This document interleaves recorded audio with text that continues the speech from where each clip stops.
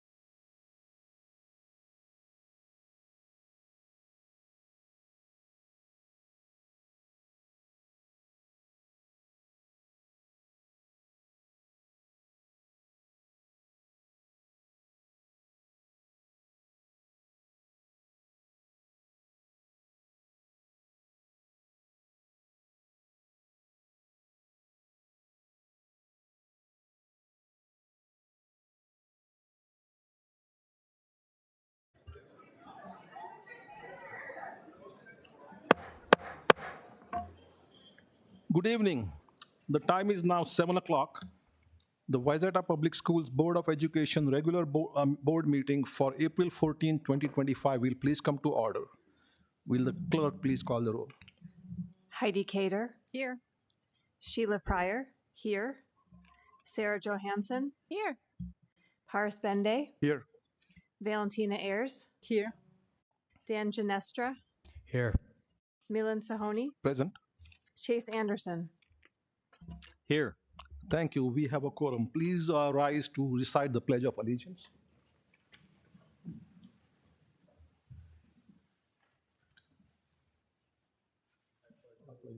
To the flag of the United States of America and to the republic for which it stands, one nation, under God, indivisible, with liberty and justice for all.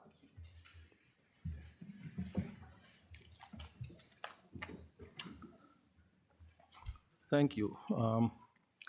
If you wish to speak during the audience opportunity to address the board, please fill out a form placed in the back of the room and hand it over to our district admin assistant, Amy, sitting to my right in the back. The first item on our agenda is the approval of the agenda and the consent agenda items. Consent agenda items are considered routine in nature and will be enacted by one motion. There will be no separate discussion of these items unless a board member or a citizen so requests, in which event the item will be removed as a consent agenda item and addressed. The consent agenda items are listed in the materials. The recommended action is to approve the agenda and the consent agenda items. Is there a motion? I so move. Is there a second? I second. Moved and seconded. Will the clerk please take a roll call vote? Dan Ginestra. Yes. Sarah Johansson. Yes. Paris Bende. Yes. Sheila Pryor. Yes. Heidi Cater. Yes. Valentina Ayers. Yes. Milan Sahoni. Yes, we have an agenda. Thank you. The next item on our agenda is reports from organizations, and I believe Peyton Moidel, the Vice President of the Student Council, is here from Wayzata High School to present that report. So Peyton, would you please come forward? Welcome, Peyton.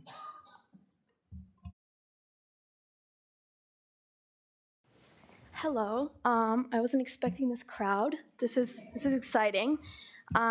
So good evening, everyone. I had the amazing opportunity to have a meeting with you this afternoon, or with some of you, with our annual brunch with the board. Even though this brunch was in one of our auditoriums and not like a restaurant, it was an absolute privilege nonetheless. So I'll try to keep this quick because there's a lot of people here. But here's some rundowns of what will be coming up this month. So later this month, our student council will be hosting our it's quite new spring event, the Drive-In. The committee is currently working with NAMI, the National Alliance on Mental Health, to provide direct donations to the organization from the fundraiser. In mid-May, Student Council will be hosting prom at the Rollston Square in Minneapolis. This is a new venue for us, and the theme is A Night Around the World, which will be accompanied I can't pronounce stuff, with global food dishes, and decor. And then late last month, we had Peace was held at the high school for 8th grade students within the district to ease their transition into a larger new school. And it was extremely successful, and mostly because of the organization and the productivity of the committee. March Madness just wrapped up a few weeks ago with a large participation from our staff and students, including our Senate and House members. I know I think it was Mr. Engler won for the staff portion of the competition. And then we have, Marcus wanted me to mention this. The Wayzata Student Council won the Gold Council of Excellence this year from the National Council of Student Councils. And we previously won it in 2023, but we did not win it last year. So we're extremely lucky to be selected out of the hundreds of schools in Minnesota. Okay, I have a few more. Sorry, guys. Wayzata Theater will be hosting our last production of the year. It's our spring play called Space Girl, and it's going to be directed by our drama and theater director, Justin Spooner. And then Wayzata Speech had 40 members at their sections with 25 finalists and 15 state qualifiers after the event. One of our own student council members, Owen, got first place in the storytelling event, which was very impressive.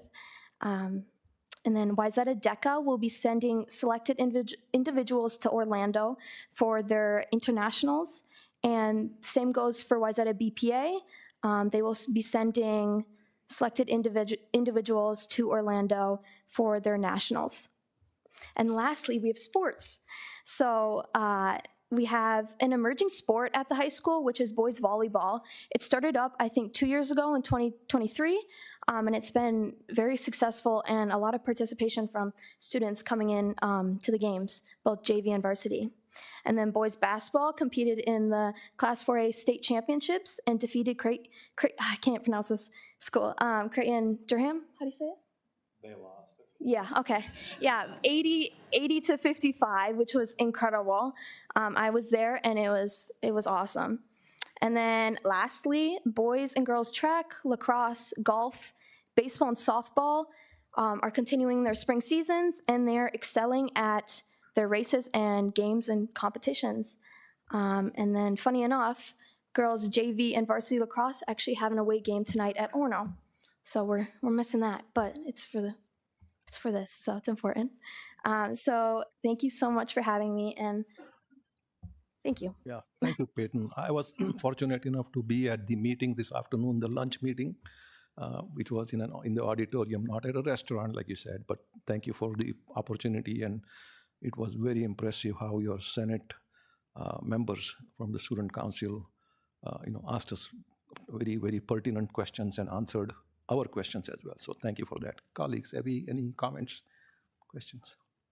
No, thank you again for hosting us and for the opportunity. It was really great experience, and hope we find more ways to connect with Student Council.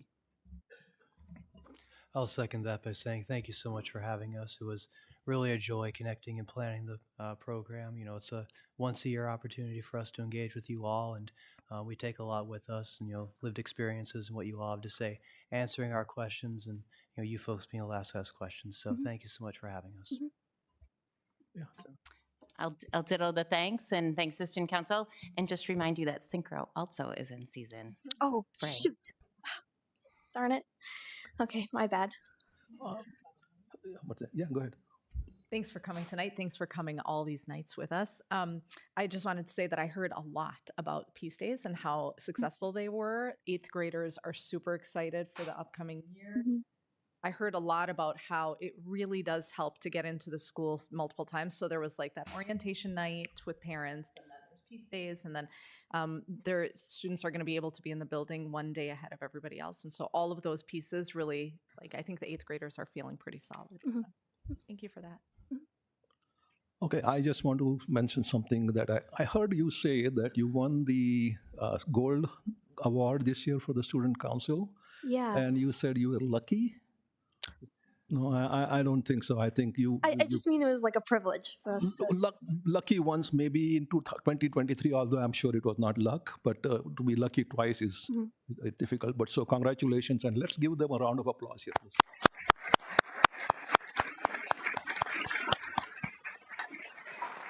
So thank you, Peyton. Hopefully we'll see you next month. Yeah, thank you.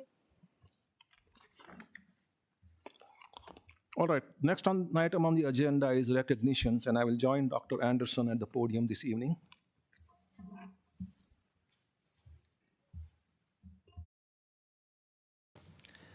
Good evening, everybody. My name is Chase Anderson. I'm the superintendent for the school district, and it's always my privilege to convene the part of the meeting where we do recognitions at our monthly regular school board meeting. So we have several of those tonight that involves several of our students and staff, and we're happy to see all of you here and appreciate that you came out tonight to recognize a couple of our state champion teams and employees of the month, and just greatly appreciate that you've joined us. So at this time, I would like to invite our Wayzata High School boys Nordic ski team to please come forward and assemble with coaches. And I'm going to share a few things, and then I'll turn it over to our coach, Andrew Hansen, who's here with the team, or at least some members of the team tonight. Thank you for being here. Congratulations. Maybe we'll give you a round of applause on the front end and the back end of the presentation.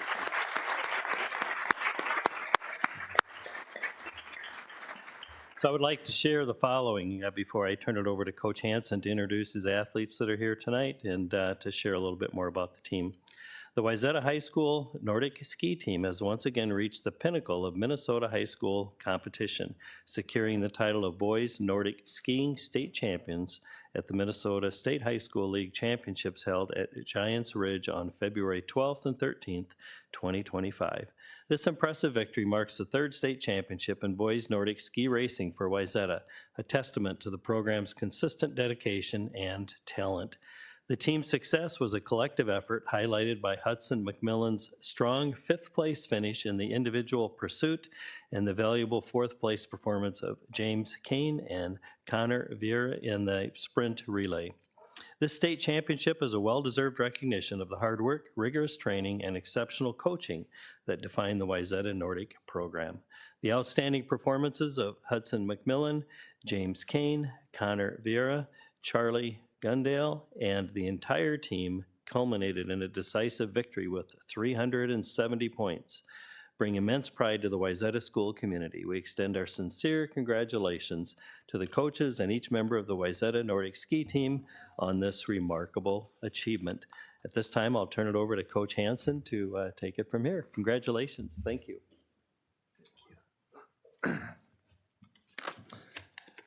Yeah, thank you. I want to start off by thanking Superintendent Anderson and the school board for having us here tonight.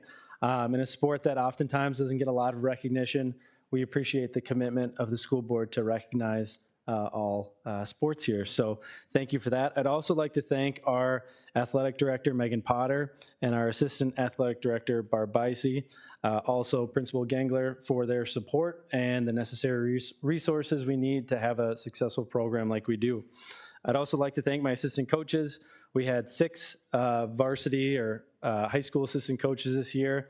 It was the best coaching staff I've ever had, and I just cross my fingers every day that they come back next year so we can have another great season. Some accomplishments that these boys had this season: we were conference champions, section champions, and obviously state champions as well. Going into the state championship meet, this is the second year in a row where we won, and it was also the second year in a row where we were the underdogs going into the state meet. So it was pretty fun proving some people wrong and having some tremendous performances and winning the state championship. Another thing that was fun at the state meet, it actually had to get condensed because it was so cold out. The morning of the first race, an assistant coach and I were testing waxes early in the morning before these guys were even up, and we felt a little chilly, and we looked at the temperature. It was negative 32 degrees outside while we were testing.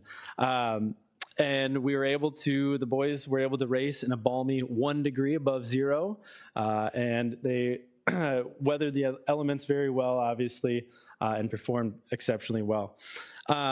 Noting some of our athletes, we had 5 all-state athletes. So if I call your name, if you can step forward for a second here. Hudson McMillan was 5th place.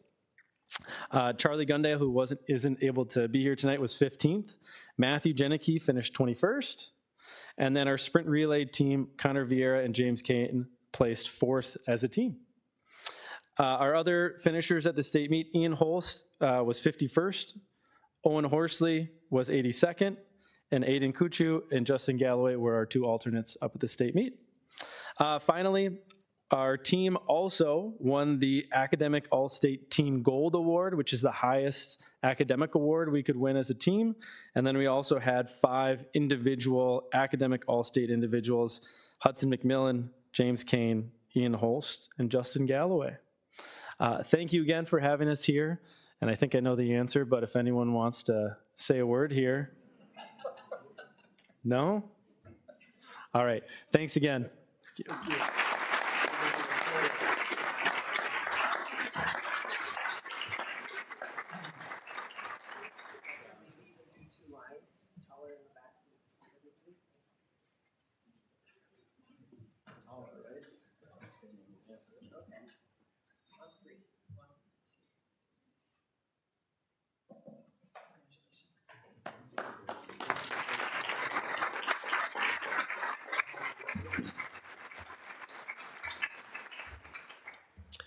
Congratulations again, and thank you so much for being here tonight.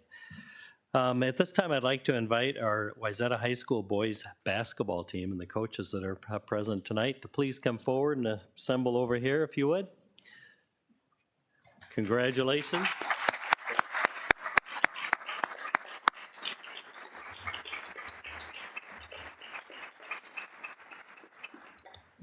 So they're here tonight to celebrate and to be recognized for another incredible accomplishment by one of our high school athletic teams, our Wayzata High School boys basketball team, who were crowned state champions. And at this time, I would like to share the information about the team and then turn it over to Coach Brian Schnettler, who will introduce his athletes and speak a little bit about the season. It's interesting to see you guys up this close after watching you from afar and all the arenas. It's really fun to have you here tonight, so thank you.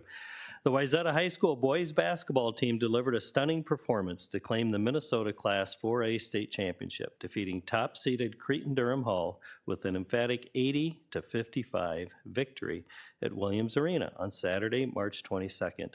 In a day of upsets, the second-seeded Trojans left no doubt, overwhelming the Raiders with a brilliant display of power, speed, and sharp shooting. This dominant win secures Wayzata's third big school state title in the past 5 seasons. Junior guards Nolan Anderson, who scored 24 points, and Christian Wiggins with 21 points, led the offensive charge for the Trojans. Their stellar backcourt play, combined with a tenacious defense that stifled Cretin-Durham Hall's key players, propelled Wayzata to a decisive victory. The team's ability to control the game from the outset, maintain a significant lead for over 34 minutes, and execute timely three-pointers proved to be the difference. The Wayzata school community proudly celebrates this outstanding achievement and congratulates the players and coaches on their remarkable state championship. Congratulations to all of you. At this time, I'll turn it over to Coach Brian Schnettler. Coach, congratulations. Well, thank you for allowing us to be here tonight to celebrate these guys. We have a few guys at baseball. One guy's injured, and then we got a couple other guys having AAU practice. So a lot of our guys have already started on getting ready for the next season. I want to say congrats to the Nordic ski team on winning state. I remember talking to you Saturday morning in probably late January, and you weren't sure. And I think you were fibbing a little bit. You're probably a little better than you thought. James, where's James? James helped us put together the basketball rack, the new rack we got last spring. So thank you. You had a part in this too. But our guys have been awesome, and they got a lot better throughout the year. And I think the thing that was the coolest to see is just how close they became at the end of the year. And you can see it in that picture at the end. And when our guys were interviewed, I think Wyatt was interviewed after the state semifinals and Nolan was interviewed after the state championship, and they all just went around each other. And it says a lot about how they did it as a group. And it wasn't just a one-person thing. We have very talented kids. We beat a lot of good teams to get to this point, but it was done together, and it was done with guys that worked hard and they connected with each other. And it took a lot of people to get this. It's not just these guys. I mean, a lot of credit goes to them, but we have great coaches. We got a couple coaches in our gym right now working with our 7th and 8th graders, where I'm headed after this. And thanks to Superintendent, I saw you the last 2 mornings on my way to basketball as he's walking his dog. So this weekend, and Principal Gangler is very supportive and loves watching these guys play in our athletic office, and parents and fans. And it was fun to see the students come out, especially in the last couple of games. There was a lot of blue. Well, what was this theme the first night? The American theme? Come on, Smitty, I know you know what it was. Yeah, USA, thank you. It was tropical? Regardless, on championship night, it was fun to see all the blue and gold and the Wayzata colors in the gym. And it was really fun to have the support we had from the community, from our youth players and from our fans and students all alike. But these guys had an awesome year, and our seniors, we're excited to see what they do moving forward. One of them is going to talk. Yeah, Wyatt Macbeth actually just committed to play basketball at the University of Minnesota Duluth. So we're going to have Wyatt come talk in honor of these guys.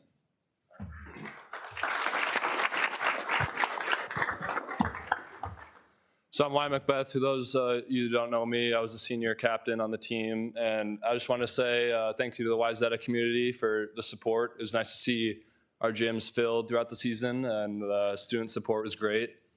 And I'll just say thanks to the parents and all of our teammates, our team managers, the coaches. Really have the best coaches in the state, and really shows how good our program has become. I think we've got 6 straight state championships, and that's not that normal to see if you look across the state. So it's just really nice to see that.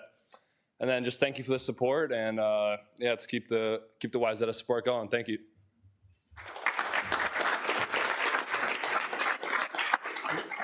We've actually only gone to 5 straight. You're kind of jumping the gun a little bit there.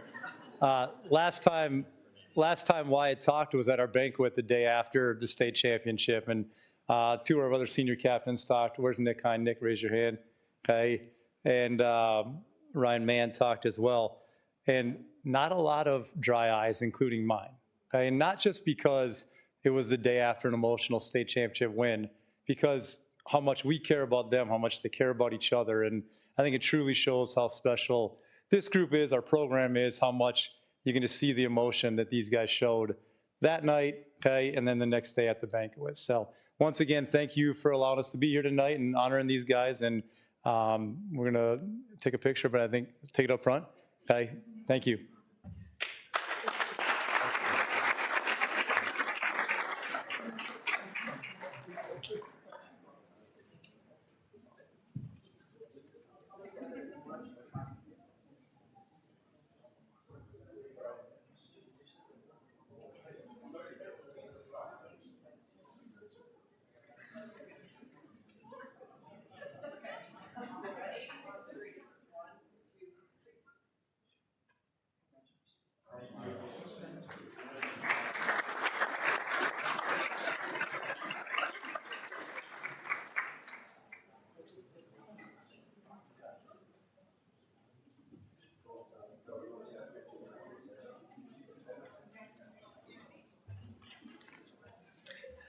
Again, congratulations to both of our state champion teams, and thanks for being here tonight. Well done on all accounts. Our next recognitions are for 2 employees of the month, and I would like to ask Kelly Kane to please come on down, come forward.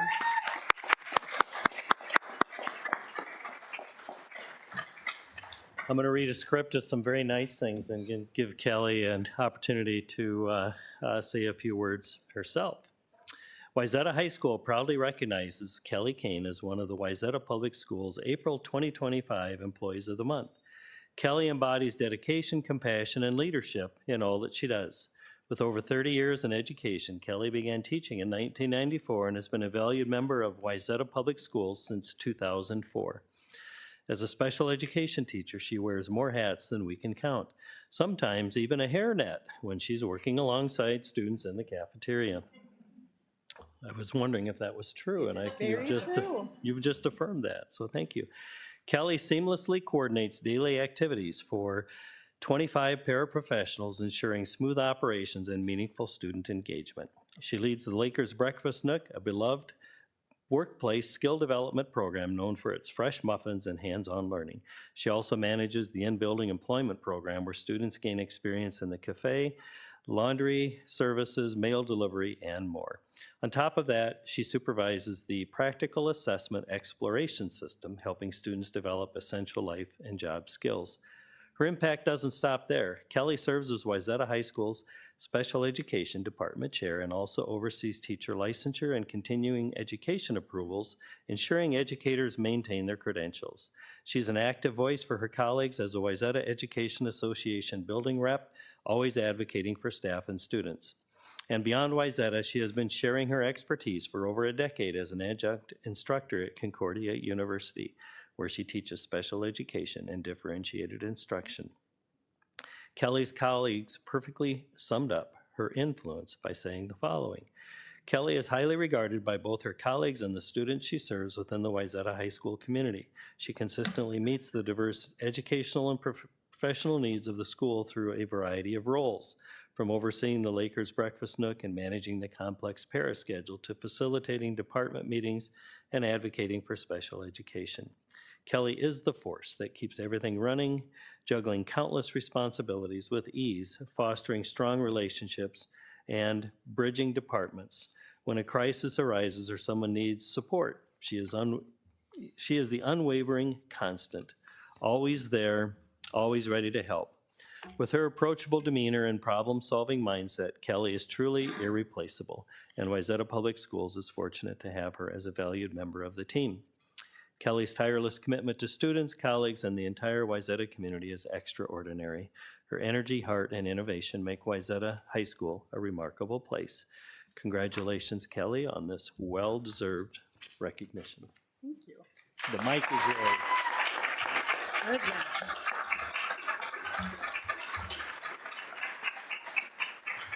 Thank you, school board and Dr. Anderson. I'd like to start out by thanking the guy I dated all through high school and college, because at the age of 19, when I was deciding between medicine and education, as a major, he politely suggested that having 2 doctors in the family would be too many. Although I should have questioned why I would base my life's career decision and choice on another 19-year-old's ridiculous opinion at the time, I'm very thankful that I chose the way that I did. 31 years later, the education major stuck. The relationship, not so much. Admittedly, I'm not very good at receiving accolades, personal accolades, because I know I am just a small part of an enormously talented and dedicated team. My 20 years in Wayzata Public Schools have allowed me to work with an incredible group of people, from the custodial and paraprofessional staffs to administrators and teachers in both the general and special education settings. I've met some of my best friends, and I've been inspired by their tireless commitment to our collective student body. Additionally, I've trusted this district with my own children, and am proud that the academic challenges their teachers presented to them prepared them so well for life after elementary and high school. I'd like to personally thank the administrative staff, particularly Amy Vallendorf and Tyler Shepard for the very nice write-up, and Scott Gangler and Sarah Stack for allowing me to keep my job and expand the work program to best benefit the ever-changing needs of our students. Thanks to my students for showing me that the human spirit is stronger than any physical or cognitive disability will ever be. Also, my day-to-day interactions with them give me endless, entertaining stories that make me a hit at dinner parties. Thanks to my friend and fellow teacher, Michelle Hull, for inspiring me to present the very best version of myself every day. And her husband, too. Thanks to my family, particularly my son, Max, who is here tonight, and will soon be the 4th generation of teachers from our family once he finishes his degree in elementary education. I tell people every day that I literally have the best job in the district, because I do, sorry. I'm very honored to be recognized here tonight and thankful to be part of the team. Thank you.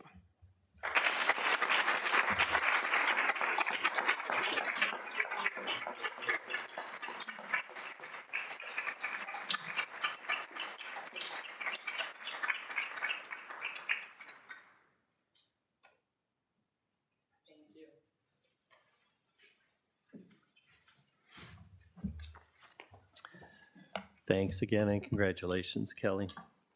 Our next employee of the month is Jean Parsons. I would like to invite Jean to please come forward. Jean, congratulations.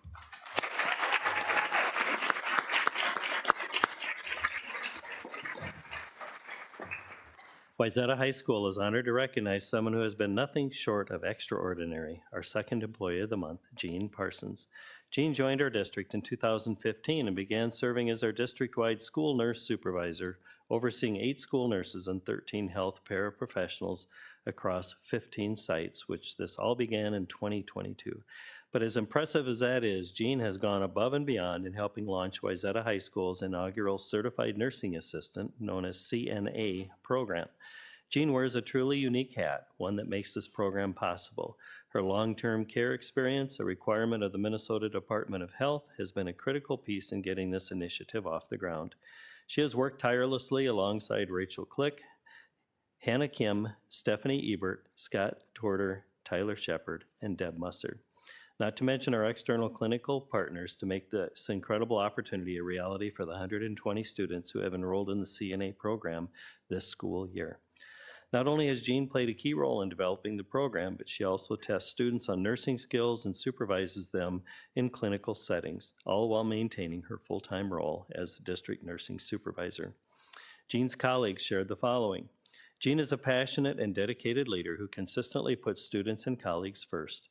With a wealth of knowledge and collaborative spirit, she is a driving force behind the success of the CNA program at Wayzata High School. Her calm and encouraging presence, especially on skills testing days, reassures and inspires students. Beyond her role as a testing RN, Jean actively advocates for resources, fosters connections, and supports both students and staff.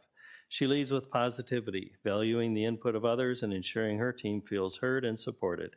Her unwavering commitment, problem-solving mindset, and let's make this work attitude make her an invaluable asset and a true inspiration. Jean is simply fantastic. Jean, thank you for your leadership, your commitment, and your unwavering support of students and staff. You are a gem, and we are so grateful for all that you do. Please join me in congratulating Jean Parsons.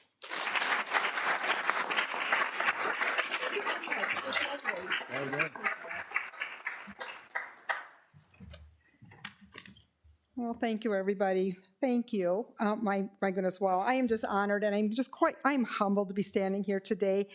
I am incredibly grateful for this recognition. When I first heard of this news, I was genuinely surprised. I come to work each day, being focused on health and well-being of our students. I never really expected to be singled out for this award, so thank you so much. Now, I truly believe that any success I've had is the direct result of the incredible team that I'm a part of. I'm supported by Jenny Nihas and the entire health staff. We have great partnerships and excellent health support for our district. Our district nurses and health staff go well above and beyond every day and offer just excellent and the best care to our district. I marvel and I'm grateful for their dedication. So in addition to being with Health Services, I'm also a part of the Career Technical Program, as Dr. Anderson said. My participation in the CTE program came by kind of accidentally. I was in the right place at the right time, really. I saw the program coordinator at the time, Steph Ebert. She was in the hallway, and we were just kind of casually talking, and she was talking about the possibility of a CNA program coming to Wayzata High School, and I said, oh, hey, that's awesome. That's great. Just let me know if I can help with anything. Well, the next thing you know, we're off and running. And so I just jumped into this adventure because I really did want to ensure that we have a solid foundation for our CNA program. I really wanted to make sure that we just produce the best CNAs out there. So, it really has been a lot of fun. I've never been a classroom teacher, of course. And so, oh my goodness, working with the high school students in the CNA lab and in the clinical setting has just been a joy. It's just been fun. So, alongside with the high school staff administration, starting this program has been a huge learning experience for me. The program would really not be possible without our principals, Scott Gangler, Tyler Shepard, and Scott Torter. They have given me valuable guidance and a lot of advice along the way. So on a day-to-day basis, I do have the pleasure of working alongside Rachel Click and Hannah Kim. Now, Rachel is our classroom teacher, and Hannah is the nurse who is tasked with teaching some of the skills to the students. And I couldn't ask for two more professional and skilled individuals to work with. I'm thankful every day for their expertise and their willingness to go way and well above and beyond for our students. They just work tirelessly. And I would like to thank my family. They support me all the time, and they are my biggest cheerleaders. My husband Scott and my 3 children are right there, and they are all Wayzata grads, so yay. So, I'm just so very proud to be a part of the Wayzata Public Schools. And I just want to thank you again. Thank you again from the bottom of my heart. I'm just truly honored and I'm inspired, and I do look forward to continuing my service to our school district. Thank you.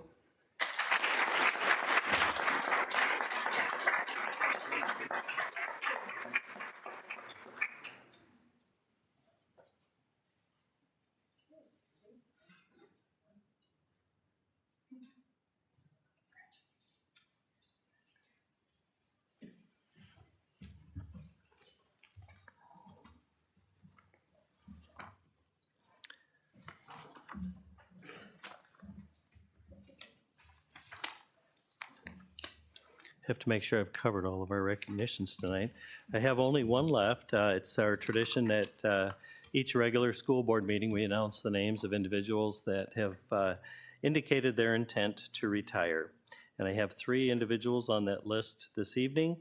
First, Stacy Voss, Executive Director of Human Resources, 8 years of service. Gail Thingvold, Wayzata Cafes, East Middle School, 20 years. And Carolyn Narvison, in memoriam, Wayzata Cafes, East Middle School, who served us for 23 years. We thank these individuals for their contributions to the district and thank them for all that they have done. That concludes our recognitions for this evening. Thank you so much for your attendance tonight and for being a part of our board meeting. It's nice to have you here. Thank you.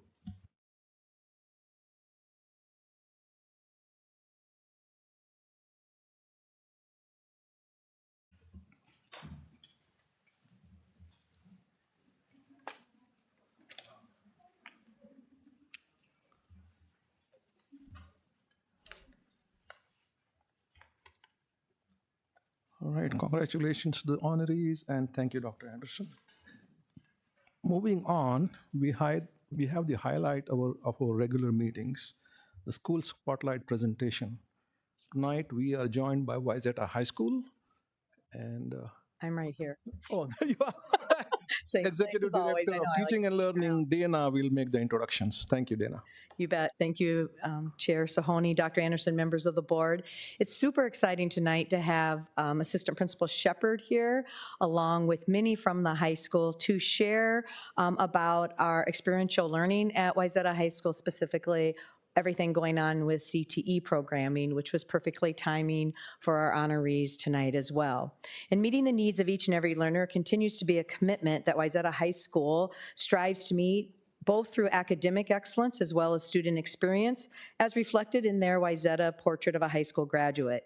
Tonight's focus is to shine that spotlight on the experiential learning experiences at Wayzata High School and how these programs provide meaningful, relevant, and equitable learning experience to all of our students, both in and out of the classroom. It's been a great privilege this year to visit all these programs and to learn a great deal more, and excited about some future ideas they have. I know Assistant Principal Shepard likes to dream big here, so we're going to hear a lot about it, and I'm super excited for that. And with that, I'll turn it over to Tyler Shepard. All right, thank you for the introduction. Just to get us started, I'd like to review our 2 building goals that we have as a high school. The first goal is specific to the ACT. We like to have a minimum ACT score of 21, which prepares based on the MINSCU benchmark for acceptance for college. As you know, all of our students that are juniors take the ACT each year, and our goal is that students get 21 or above. And we're striving to go from 71.5% to 78.6% this year. The ACT is rescheduled, so we're going to try doing that again on April 22nd. But what's important to recognize here is that that score of a 21 and the 71.5% is really a snapshot in time of the juniors that take that assessment when they're juniors. Many of our students take the ACT assessment multiple times, which in turn results in our average ACT score as a building being 25.3. So again, while we strive for that MINSCU benchmark for acceptance of 21, many of our students are quite a bit above that with an average over 25 as a building.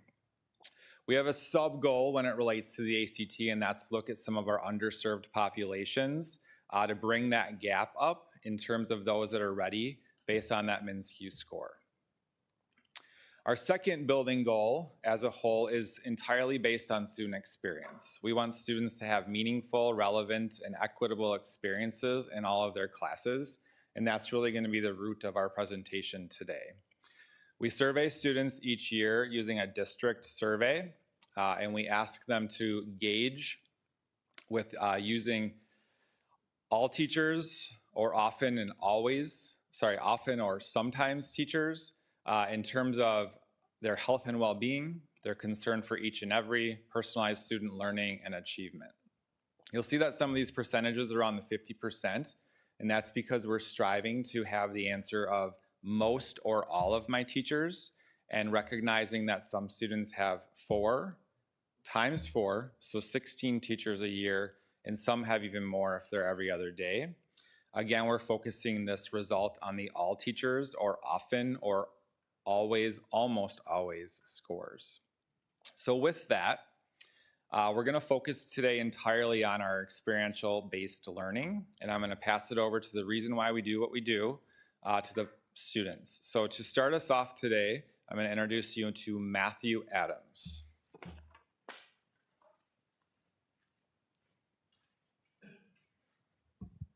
Hi everyone, my name is Matthew Adams and I'm a senior at Wayzata High School this year. Next fall, I'm going to attend the University of Wisconsin La Crosse, where I'm going to study biology and run track and field. Today, with highlighting experiential-based learning, me and my fellow presenters are going to aim to specifically highlight what opportunities are available at the high school for this experiential-based learning. And we also want to present you with what our plans for the future are. And as we go through these, if any questions arise or any clarifications are necessary, please let me and my fellow presenters know. We'd be more than happy to. Before we jump into experiential-based learning, I want to highlight the Portrait of a Wayzata Graduate, which states that all students will graduate ready for post-secondary success, regardless of race, class, gender, or ability. The Portrait of a Wayzata Graduate mainly focuses on 7 values, some of which being embracing collaboration, communicating effectively, focusing on personal growth.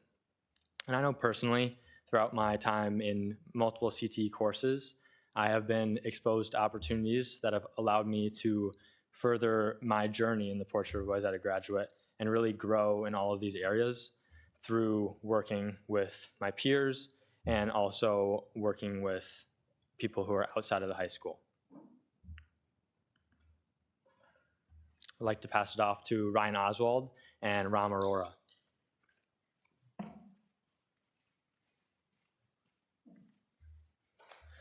Thank you, Matthew. Good evening, board members. My name is Ram Arora. I'm a senior at the high school, and in the fall, I'll be attending the University of Minnesota Twin Cities studying psychology. And I'm Ryan Oswald. I am also a senior, and I will be studying secondary education at Gustavus Adolphus College. So the both of us are here today to talk about academic mentoring. It's a class that juniors and seniors can take, which allows them to enter the classroom, helping the teacher with their lesson plans and teaching students. Myself, I was a part of an English as a second language class where I helped students who were learning English as a second language with lessons plans, learning about calendar, timing, and all of the different language that comes with that. At the start of the course, mentors learn a bunch of essential skills to help be a better mentor. One of these skills that I found most useful is asking good questions. This means that when a student asks you a question, you don't just give them the answer, but you provoke questions to lead them to their own answer. This is really helpful when you're in these classrooms, and it's skills like these that really make mentors that much better. Personally, I've been able to deepen my love for teaching through the mentor experience, and that's why I want to become a secondary education teacher.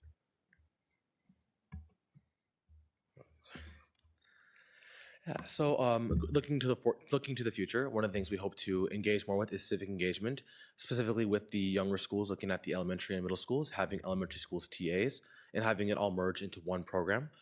And in this past year, we had around 600 students that were registered for mentors. They served classrooms both at the high school and the middle schools and the elementary schools. And along with the being in the classroom, helping teachers, we also had students do separate programs that continue to support students. Firstly, one of them was the Writing Exploration Center, also known as the WEC, which is where students can come in and they could submit their writing, whether it was papers, projects, speeches, to get a second opinion. I know personally I wasn't the best at English, so it helped me a lot. In fact, I actually turned in my college applications there, my college essays, and happy to say it worked, so very grateful. In addition, there is the Math Exploration Center. This is where mentors who are skilled in math come into classrooms where teachers need their support. This might be for studying before a test or a final. And this is really impactful for the students because they're able to have a second or third pair of hands besides the teacher to help support them prior to these large assessments. In addition, we also have the Tutoring Center. This is where students can get one-on-one support with the subject that they need most. The Tutoring Center focuses on students who need some help with interpersonal skills or might need confidence in their subject that they need help in. This Tutoring Center is during WIN time, which is a personal intervention time, and it helps the students outside of the classroom while not interfering with classroom time, but still during the school day. So they're able to get this support without going outside of the classroom, going to a private tutor, paying extra money, or doing something like that. In the Tutoring Center, I've been able to see students that I have helped throughout an entire quarter grow in their own skills with math, but also in their interpersonal skills and with their confidence. And those test scores and grades have risen. Yeah, one of the biggest things that both Ryan and I have seen is the improvement in their confidence and their ability to ask for help. I think even going beyond both just like the math and the ability to do math, the ability to ask for help is one of the biggest skills that we need. All right, we now like to invite Matthew back up.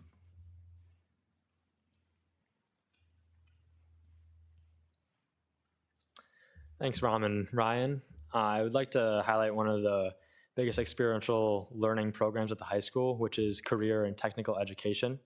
This was a rebrand from tech ed, family and consumer science, and business courses all into one umbrella program that encompasses all of those. And this mainly focuses on workforce skills while also teaching academic content. And students in these courses are able to learn some of the intangibles that come with working outside of the high school and being in these more real world courses that are teaching things that could be relevant to them later on in life. If they are going to study something that may be in that course's field, and even if they're not looking to study that particular subject, it may offer them an opportunity to realize what they would like to study, or it could give them more chances to further their journey in the portrait of as a graduate, learning those intangible skills. Even if it may not be the thing they're truly passionate about, it can help them to develop and grow as a person. We have some pamphlets that we will hand to you and you can take a look at in a second, and I believe you have it on your screen as well. And this showcases all the 11 career spheres and 70 plus courses that career and technical education offers, not only at the high school, but also at the middle school. And this is a great opportunity for students to be able to look at this, find the career sphere that they might be currently interested in, see all the course offerings without having to read through a large paragraph that describes the course, so they can kind of find a few options. And then when they are deciding between courses to choose, they have the opportunity to look at a larger pamphlet with that paragraph that describes the course in more detail to see if it's really something that they would like to pursue.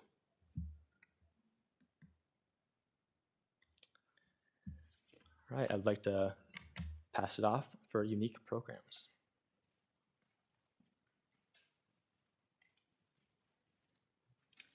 Hi, my name is Avery Klein and I'm a junior at Wayzata High School. I'm currently in the Career and Tech Ed Internship Program. CTE is a program that helps students explore their career interests within the community. A few of the categories that we could choose from are construction, business, health services, health science, human services, and many more. Students usually participate for one semester and leave for 1 or 2 blocks a day. CTE advisors support finding interns meaningful placements in their field of interest.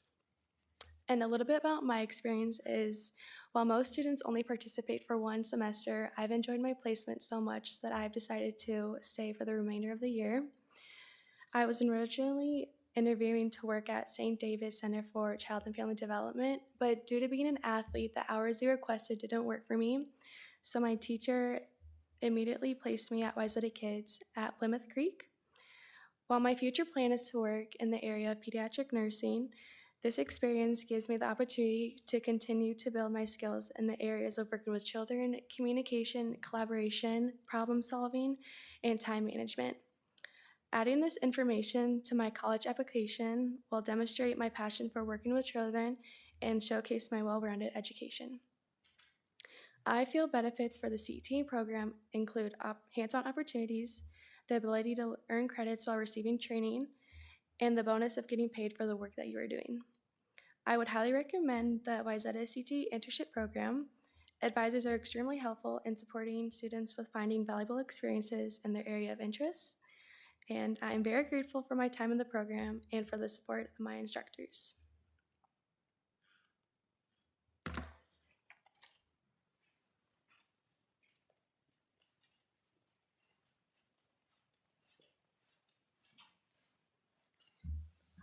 Hi, I'm Nabika Thidigar. I'm a senior this year, and this fall I'm going to Minnesota State Mankato, and I'm going to be majoring in biochemistry. My name's Nicole Britz. I'm also a senior, and next year I plan to attend Winona State University for nursing. So the Certified Nurse Aide program is a course that prepares students for becoming a nursing assistant. Um, the course it prepares students through coursework and hands-on experiences. You learn things like how to identify certain diseases or injuries you may see on residents. You also learn how to do skills like taking pulse and respirations and just anything that would be helpful in a nursing home or care facility setting. This year was the first year running the program, and 117 students joined. And in the first semester, 44 students successfully passed the Minnesota CNA exam. And that allowed them to get jobs locally and allowed them to participate in the CTE internship program that was covered earlier. And as for next year, over at least 140 students are going to enroll. And so another part of the course is clinicals. Basically, you get to go to a nursing home or another care facility, and you get to basically practice all the skills you've been learning. And we partner with Amira, Birch's, and Parks Place. Personally speaking, this program has been really beneficial to me because it's taught me empathy for people in situations different to mine, and it's definitely taught me to treat people with respect, especially the residents going into healthcare. And I definitely think that providing dignity and compassion is one thing that is really hit on in this course. Obviously, you're doing some stuff that could make a resident uncomfortable, and it can be difficult to navigate that. So, trying to provide dignity and make it as easy as possible, make sure everyone's comfortable, it's been super crucial. Like, I know I was really nervous about it going in, and now I feel like I've learned a lot in that regard. And even if you aren't going into nursing, there's so many valuable people skills you learn. It's really just a critical, it's a really beneficial next step for the future. And I am going into nursing, and one really cool thing is that my school requires a CNA, and now I'm getting it done, so I'll be able to work as a CNA before the program, and I'll get paid. I am saving up for college, where many other people are going to have to do the CNA on their own time in the summer. So I really feel like this is preparing me for my future.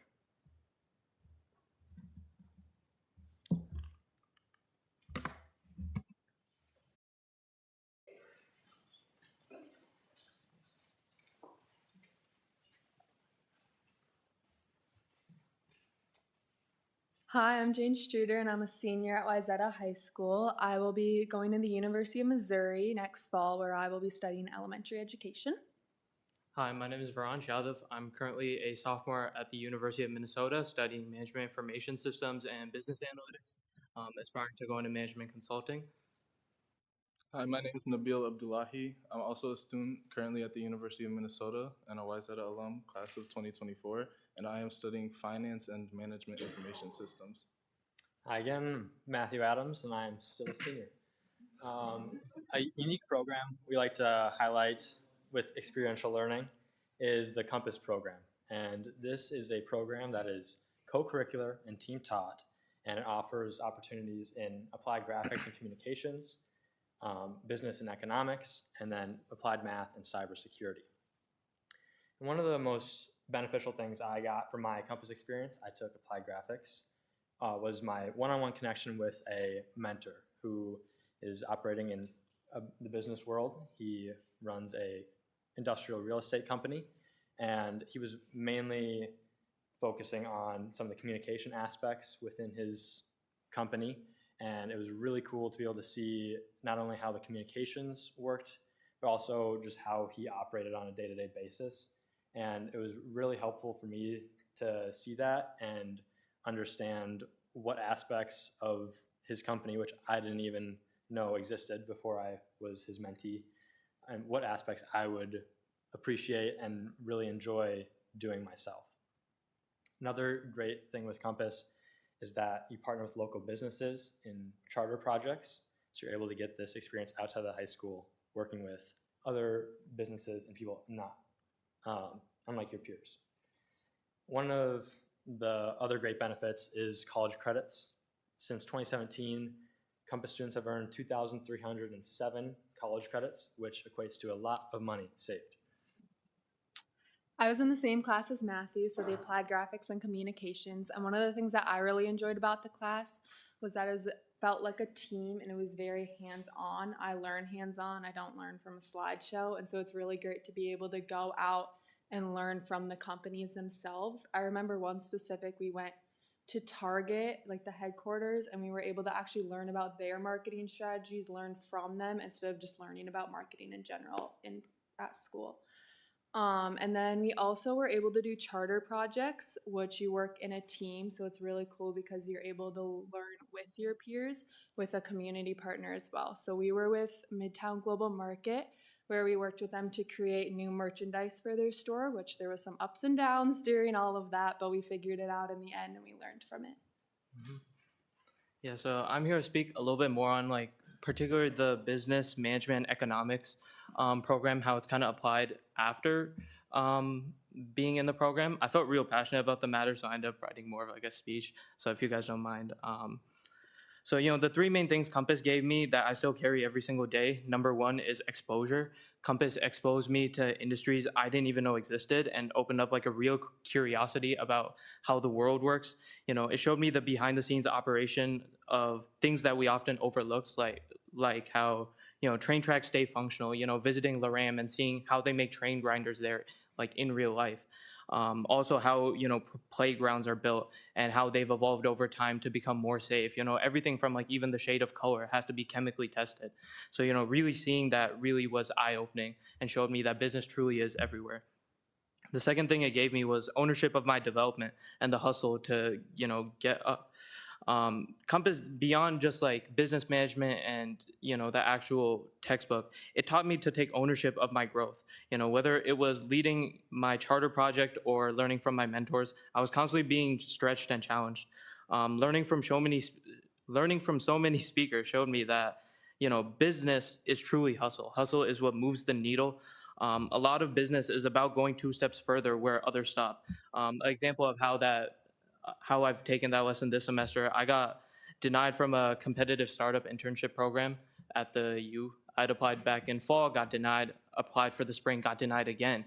But this time I sent a follow-up message expressing continued interest and asking, you know, how I could improve. This is something I learned back in Compass. And funnily enough, somebody actually dropped out of the position and I ended up getting in the program. And now that internship is turning into my full-time position for the summer.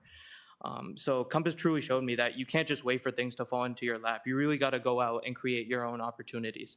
And the last thing is it gave me confidence. You know, between all the site visits, all the speakers, the mini project, I just went through so many experiences that I have no choice but to be confident. I remember at the start of the semester, site visits used to really intimidate me. I would get anxious before raising my hand.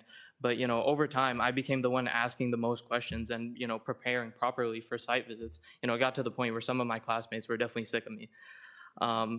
And that translated perfectly earlier this semester when I studied abroad at the U, and we visited companies like Goldman Sachs and Google, and I was surrounded by upperclassmen in my class, yet I was the one who was the most comfortable there asking the best questions. And also, leading that charter project, being completely honest, in the end, we had great deliverables, but it was a real roller coaster of a project. But, I think that was the best part. It allowed me to, make mistakes and learn from them. Um, and since then, I've led 8 successful business projects, and every time I carry those early Compass lessons with me. Knowing the worst that has already happened has really allowed me to take risks, speak up, and lead with experience. So in the end, I'm incredibly grateful for what Compass gave me, and I'll always remember it as the spark that lit the fire of business.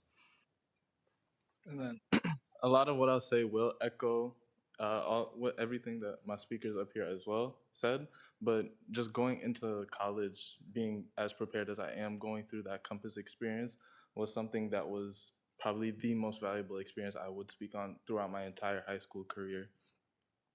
From like, I'd get questions from my fellow classmates and my peers all the time. How do I have this many connections on LinkedIn yet? Oh, it was from Compass. How do I have my resume already built? Oh, it was from Compass. By preparing me for those types of moments and by preparing me to go into my college career and my professional career after that point, by connecting me with my mentors, by going through all those professional development sessions, by going on site visits, by listening to guest speakers, it genuinely was an experience that I believe every student should have the opportunity to go through.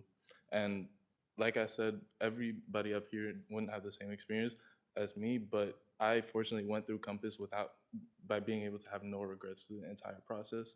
I truly enjoyed every part of it, and it's the reason why I was so passionate about it and why I am as proud to wear this badge as I am. So that's all I have. So another class that we have is Intro to Education, which I was in last semester. In this course, students earn 3 college credits, just like Compass, but through Minnesota State Mankato. And you explore careers in education and human services. So in my class that I took last semester, we had people in kindergarten, preschool. Personally, I was in 5th grade. We had people also at the high school in an art class, a math course. They really put you wherever you want and where they see best fit. There's currently 49 students enrolled in the semester course, and it is where you go off-site and get field experience 2 times a week. And what is really cool for me was I was in a 5th grade classroom who was my 3rd grade teacher and my 5th grade teacher. And instead of being on the side of the students learning like all the students, I was able to learn like the teacher, and I was able to see more what the teacher does, how she works with behavioral issues, how she teaches. You are also given the opportunity to teach a mini lesson, which is super cool. As someone going into education, it was really cool to see what my future could be like in the teaching. So I taught a little mini writing lesson. And there's also a future educator ceremony in May, which I will be at. So you guys are all welcome to come. So I was in a 4th grade classroom, and it was so crazy to be back at my old elementary school. Like all the stairs, I was like, wait, like I remember this. It was very crazy. But what was crazier was all the connections I built with all the students. I'll see them outside of school on occasion walking down the street, and they'll stop me and be like, Nicole, oh my gosh, like I'm so happy to see you. And that just makes my day. Or like I'll be at the hockey rink and one of the 4th graders will come and watch my game. And it was just so sweet. Like, even though I'm not going into education, it was such a fun experience, and I feel like I learned so much. As Jane said, it's very interesting to see how a classroom is taught, not just being the student. So it was really interesting to help them with math and writing and just the different areas of education. So.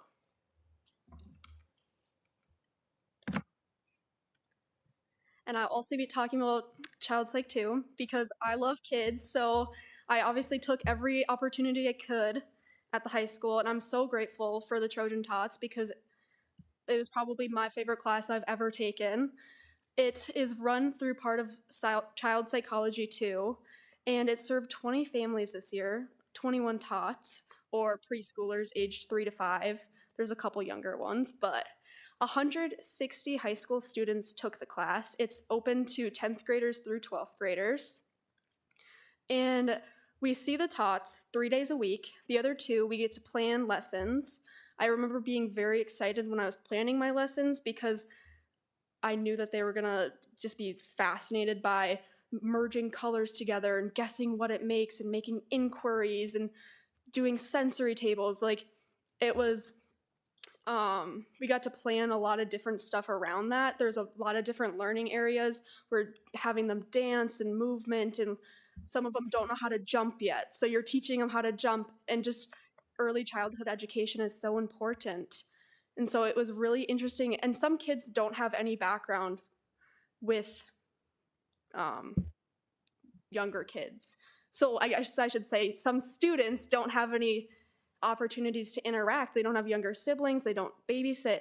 And so watching them get the opportunity to interact with these little kids was so cool. And now from that class, I ended up deciding to work at a daycare, which I never would have considered. And I do that almost every day after school.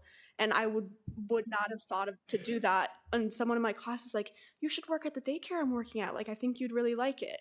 And so I honestly, I academic mentored this class because it was so fun. And I think you can learn a lot from it.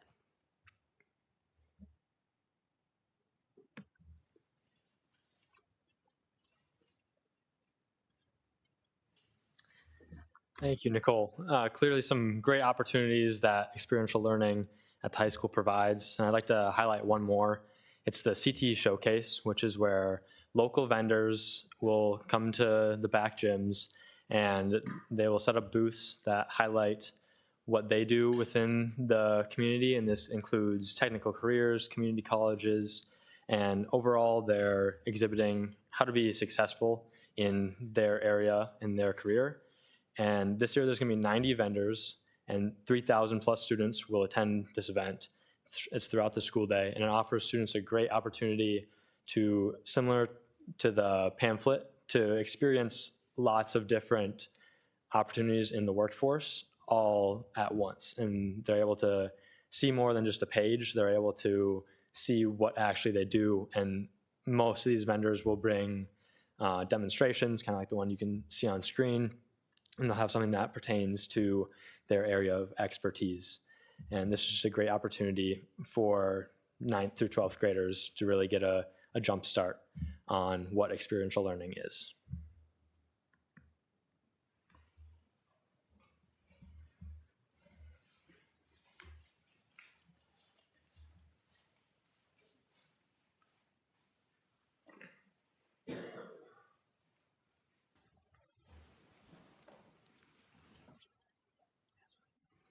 As we look towards the future, the Academic Mentor Program plans to expand, especially with these one-on-one opportunities that we've mentioned through the Math Exploration Center, the Writing Exploration Center, and the Tutoring Center, to provide more opportunities to give this individualized support and give the extra benefits that are needed.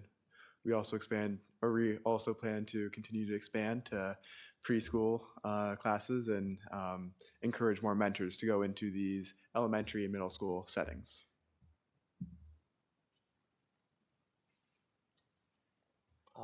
With career and technical education, we aim to have a greater alignment between middle school and high school programs so that students can have more of a seamless transition if they would like to continue down a path that they've found enjoyable, or they would just like to continue taking these courses from middle school to high school. On top of this, we would like to update curriculum and career sphere offerings to match the industry demand that is continuously increasing. Looking towards the future, we hope to establish a community-based advisory board where we get more professionals. For example, nurses helping in a CNA room and that kind of thing, where we have people from the community that help students to gain a further understanding and get more hands-on experience.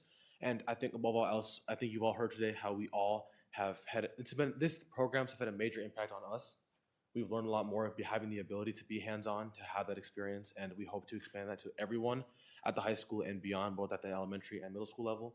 But to do that, we do need the resources available. And I hope you learn something from our stories, because we truly have learned a lot.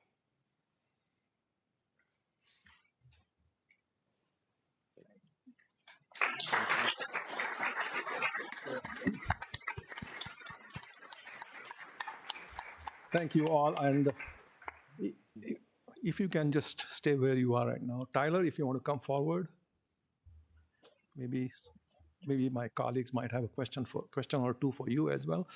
So I tried to remember names until I realized that it was too much to keep track of. I thought there were only 3 or 4 students. So I remembered Tyler, then I remembered, I forget again, Matthew, and then was Ram and Ryan, and then I started remembering the first initial of the first name.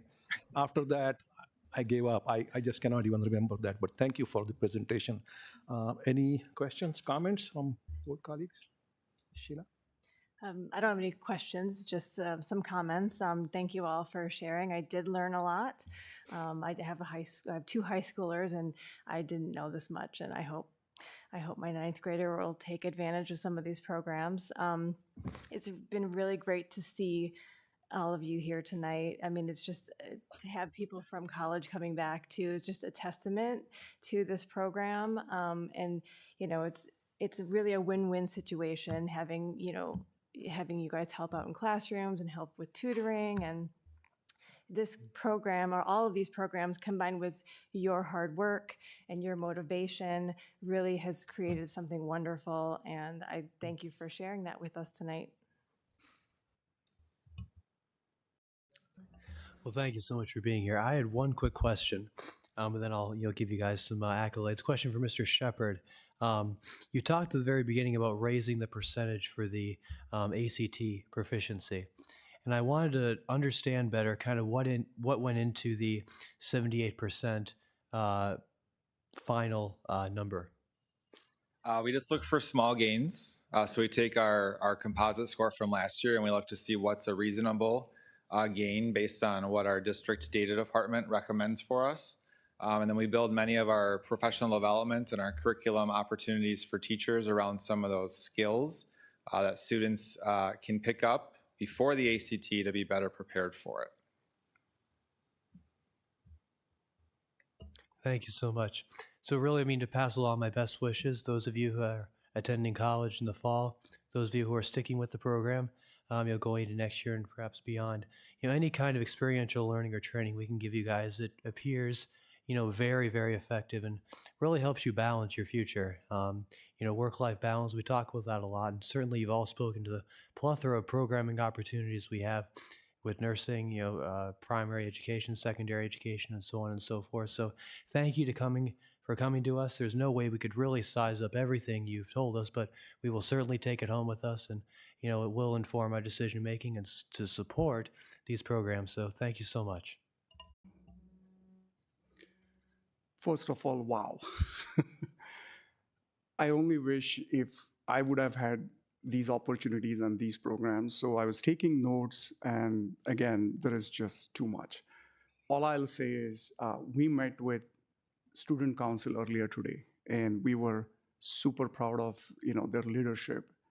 And on the same day, we are meeting yet another panel of leaders. So kudos to you. I'll go back to that first slide where we showed what YZETA stands for, and we've been part of YZETA community for the last 18 years. So the resiliency, the value, making you better citizen, not just academic excellence, those were some of the things that we look forward for and why we came to YZETA. And you literally proved that, each one of you. So thank you for making us proud. I'm sure you all are proud of yourself, but again, this is awesome. I wanted to share a few examples. Again, CTE campus, I've had firsthand experience through my daughter, to some of our friends. One thing I want to share is, again, I think with Ram and Ryan, you shared about the academic mentoring program. Talking to some of the mentors, I also experience, or I also notice what they learn. So you could be good at certain things, but when you start working with others who need help, the compassion, empathy that comes with it, I could see them relating to that. And as they were trying to mentor other kids, in my conversations, they talked about how they changed their approach. Certain students weren't following the standard approach and how they changed it, but it kind of connected them. And I don't know if you guys felt it. So that's a learning for you as you enter in workforce and professional life. So yes, you have helped other students, but I'm sure in that course you have learned a lot. And that is something definitely going to help building your character. I have one question, and again, we met earlier with student council and that question came up. And like I said, I wish I would have had this program. So as I was looking at the catalog, I couldn't make up my mind. I looked at business and entrepreneurship. Then I jumped into finance and accounting. Then I jumped into engineering and design, right? So what are we doing to make sure that the entire student population knows about these opportunities and not just the ones who are, again, I'm using the word smart just for this context, but sometimes people have background, they get coached, through their mentors to their parents, and they already know what all things to try.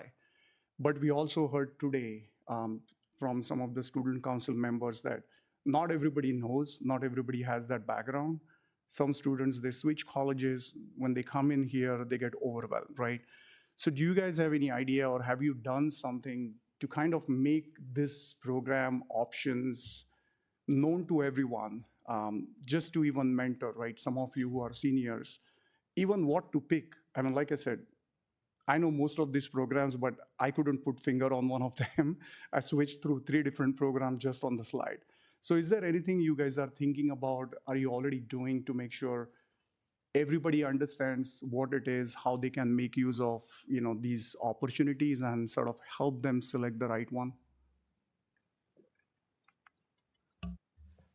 That's a great point. And with my Compass class, we had a charter project, and mine specifically was actually working with the CTE program at the high school to increase the enrollment within these programs.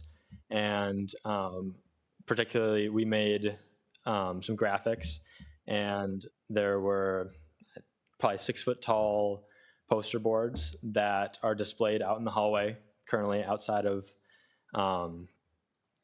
one of the classrooms right by the main entrance. So it's a very high traffic area.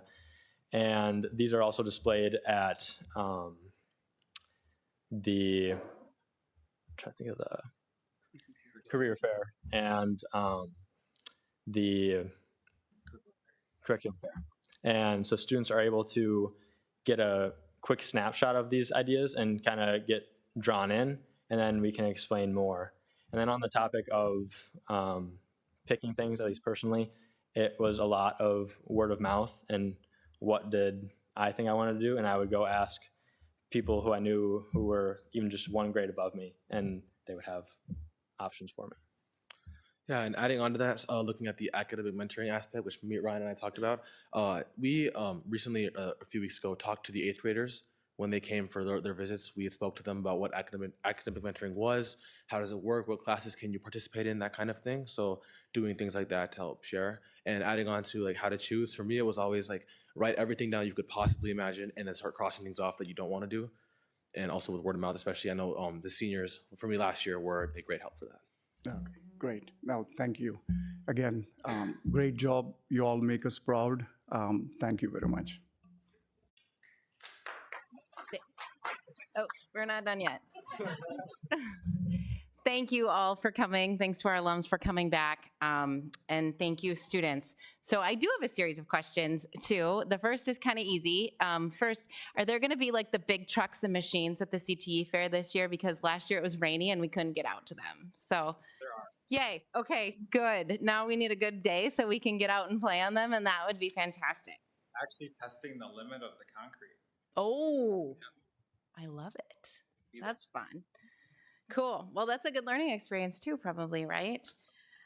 And then my second question that I have is, it's kind of a 2-part question, because you talked about big ideas, right? Or things, and we like big ideas and we like learning. And so my first question is, are there areas that you can see, I think of a college that needed a CNA degree, and then I know some other colleges like that look for EMTs, right? They look for campus EMTs, and there are ways to do that. And so my first question, I'll ask them in separate parts. My first question is, are there specific courses or areas of study that you as students have seen or heard or are college alums that would be helpful to be adding into this process? Or your admin, what you dream of? I have a lot of dreams, but that's part of why we are starting to engage in curriculum review to really look at that and work with our advisory boards on developing a more concrete plan of what we need to do to expand to really meet those industry needs. We have many partners, hundreds of partners. In fact, at the CTE showcase that's coming up pretty soon, all of the participants in that have a lunch with our teachers in their sphere areas or their areas of focus to give us that feedback on what we need to do to improve our curriculum, but also what new courses we need to offer. Nice. Okay. My second question, students, did you get to your spaces by driving yourself? And how were our facilities? And so tell me what are the areas that you have around maybe transportation or facilities access that could enhance your learning experience? One thing I will say about Intro to Ed is I had my own car, and thankfully Meadow Ridge is right down the road. But I know some students really would like to be at the elementary schools, but they couldn't. And so while there are placements, they were able to push into other classrooms. Like I know students that like helped ninth graders, and it was like an awesome experience, obviously. But I know that that was definitely one thing that could be improved with the Intro to Education program. You talked about one way of improving it, and I actually got the opportunity to go see the Minnetonka program, and they have bus routes that drive around. And so in order to get more people the opportunity to go to any of these classes, a bus route could be very beneficial. Obviously, you'd have to have some restraints of where they could go so they have enough time where they are, but the bus route seemed to run really smoothly there. So is that like a commuter bus that maybe has a parameter in the city and that would go around and that could cover our elementary schools or some of our childcare sites or some of the numbers of businesses that are in Plymouth and such like that, and the timing of the course schedules could make those routes? Yep. Okay. All right. Thank you. Yeah, go ahead, Jess. I just want to share a couple of real quick things. First of all, you had referenced the education class a couple of times, and my wife and I have two Wayzata High School alums, and our daughter's currently a kindergarten teacher, and even though both of her parents are teachers, I think that taking that sequence of education classes really made a difference for her and helped encourage her to go into the field, so I appreciate that we offer that. And the second thing is I was at a conference last week, Thursday and Friday, and the opening keynote speaker happened to be a Wayzata mom. And afterwards, she came up and chatted with me. And of all the hundreds of things that she might have been able to share with me about her two kids' experiences, she focused on her daughter, who's a student at the high school. And she shared with me, she said one day her daughter came up to her, they must have a sheetrocked wall or something in their garage or something. She said, "You know, Mom, I could tape and mud that wall for you if you want me to." So, and my response was, she must have had Kyle Swenson's construction class. So anyway, word's out there that there's some great programming at the high school, and I thought that was kind of a fun story to share given the topic tonight. So well done. Thanks, everybody. Okay, I I have a comment first for, is it Viraj or? Viranj. It looks like you're a very inquisitive person. So you keep asking questions. Don't stop. Don't stop. I am very, very notorious in my family for asking a lot of questions. And my wife always keeps telling me, stop asking questions. And I know I just cannot stop. So don't stop. Keep asking questions, all of you. That's how we learn, right? So that's great that you do that and don't pay attention to those who say you ask too many questions. I have a question for Tyler, if you can come up front here, and slide 3, please, Amy, the goals 1 and 2.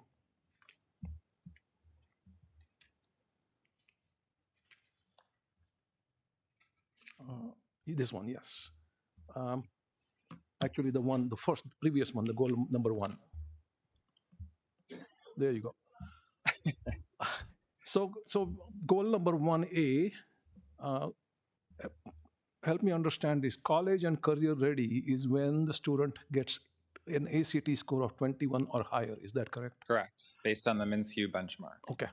So what I'm reading from this is that you are hoping to increase that number from 71.5 to 78.6. Don't get me wrong on this one. I have been wondering about this for the last 3 years, and I think it has to do with the state requirements. MD requires certain number of credits from students for them to graduate. There is no specific requirement of what courses they have to do, what kind of grades they should get, etc. And therefore, that 78.6 actually ends up being 97% for high school graduation. I still haven't figured out what I'm missing. I know that elementary school and maybe even middle school, there are lots of kids, at least about 20% of our kids that cannot read or do math at grade level. They're still struggling. So is that difference between 78.6 and 97, which turns out to be 20%, is that from those students that are not proficient in English or math or both, but they're still graduating from high school? I think it's a state issue because it happens all around the state. The reading proficiency and the math proficiency in other school districts is much, much, much worse than ours. We are much better off than other districts. And they still have an average of 87+% of high school graduation around the state. Do you have any thoughts on that? Or Well, the first thing that comes to mind is just that there's a lot of different factors in terms of what students do after high school. We have students that are on IEPs with certain plans. We have students that are on 504s. We have students going into college. We have students going to the military, into the careers. And I think that there's a lot built into those course requirements that we as a district require on top of what the state requires to really create that rigorous experience. The ACT is just one measure of skills related to those 4 core areas that are assessed, plus the writing on the ACT. So I can see your question and where there's some confusion there, but it is measuring, I think, one point in time in comparison to a variety of electives and many other courses that we require as a district and as a state. I don't know if there is an answer to this question. Do we follow these kids in college and wonder whether all of them continue in college or even in? I've heard argument that when kids go after high school, they do not go to college but go to a vortex school or something like that. You need math there, you need English, right? It's not like you do not need those things there. And if you are not proficient at grade level, even those courses are going to be difficult for you. And an electrician or a plumber who does not know how to measure things, right, in terms of math, they're not going to be able to make it. So do we have an idea of how many kids that graduate from high school actually make it through the entire 4-year college degree or 2-year associate degree? So we do. I don't know the number off the top of my head, but we do track the number of students that complete their college experience in the predicted time, whether it's 4 or 5 years, how many go for 1 year and then take a year off. We do have that data in our report card that we do track just to see if we are preparing students to be successful after. Okay. And you found that almost all of them do well in college and graduate and do well afterwards? No? The feedback that I get is that students from Wayzata are very well prepared for college, but would you guys agree? As graduates? Okay. Yeah. All right. Okay. Thank you. And then slide 10, if you can open that, Amy. Final question, I promise.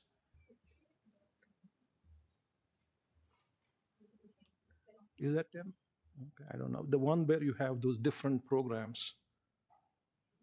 Oh, not this one actually. Is that number 10? So basically, do we have an idea of the demographics that take all these courses? So CTE. Okay, how many of the marginalized kids, for example, those that do not do well in English or math, they take those courses, and then also mentorship program. Are all kids involved in that, or is it only a certain section that are focused on that? So we are tracking that data pretty closely to make sure that our school representation is taking advantage of these programs. whether it be in these career spheres. We also look at articulated credits, concurrent enrollment, PSEO opportunities, and then AP courses based on demographic, but also based on our entire population. We have some classes in this that are required for students to take. We're excited that personal finance will soon be required for the current freshmen once they become sophomores. But we're looking really closely to see what percentage overall take at least one of these courses, and it's well over 80%. It's quite a bit higher. And then there's a very high number, I can't think of it off the top of my head, that take more than one. Okay. Unfortunately, or fortunately, our Compass program, which is a pretty amazing capstone experience, we're just very limited due to funding and the way that the model is with co-teaching, that we can only have a certain number of students participate in that. But a part of our vision and kind of what the goal of this document is to really allow students to explore these opportunities with the new electives that they have in the middle schools, to really expose them to CTE and an intro to CTE, to explore those pathways, and then really come to the high school and develop their four-year plan with their counselor to really choose what that pathway is that they want to follow, and then just keep tracking which students are taking which courses to make sure that those opportunities are there. It's our goal in the end, or I should say my future vision, one of them, is that all students would have an experiential learning opportunity almost required by the time that they graduate, given the number of different opportunities we have. We're not telling them they have to do one, but you have many to choose from to really get that experience. Yes, thank you. That's a great idea. And I really appreciate all of you coming here and presenting all the information. Like my colleagues, some of my colleagues said, a lot of that went over my head. A lot of did not stick in my head, but we'll make an attempt to go back and learn. I will definitely attend the CTE on April 25th, I believe. Mm-hmm. I did that last year, and I was so impressed. That actually was in some respects better than some of the exhibition hall presentations that we have seen in bigger conferences and bigger trade events. Mm-hmm. So I think it's a marvelous thing that you have there. So thank you and congratulations again. I'd just like to give a couple of props for the teachers that are here with us tonight. We have Dawn Johnson, Scott Torter, and Paul Kimbler, who are all Compass teachers in our program. And we have Emily Hauk, who is the sole individual that places our 600 academic mentors into their sites this school year and trains them for that, and then provides them with the feedback throughout the program. So we could not do it without the teachers that are involved in this program, and without the support of you as a school board, and without our administration. Thank you so much. Let's give them a round of applause again.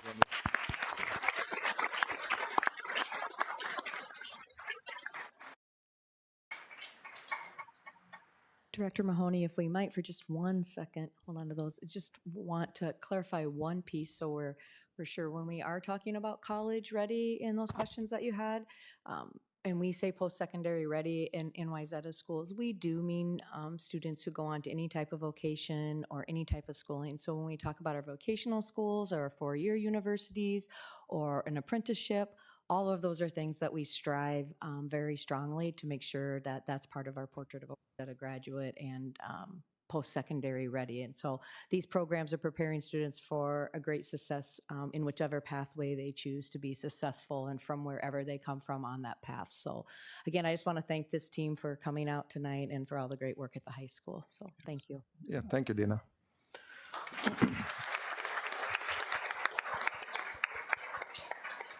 All right. Next is the audience opportunity to address the board. Amy, do we have anybody?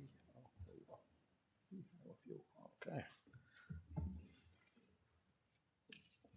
Okay. So this section of the agenda provides an opportunity for members of the community to address the school board. Speakers who wish to provide input to the school board must complete the sign-up sheet and return it to our administrative assistant, Amy, who's sitting at the table to the right. Please note that you will need to complete a request form to be included on the speaker request list.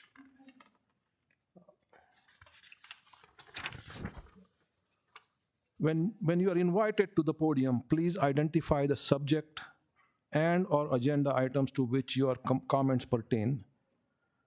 Priority will be given to students and families with students currently enrolled in the district first.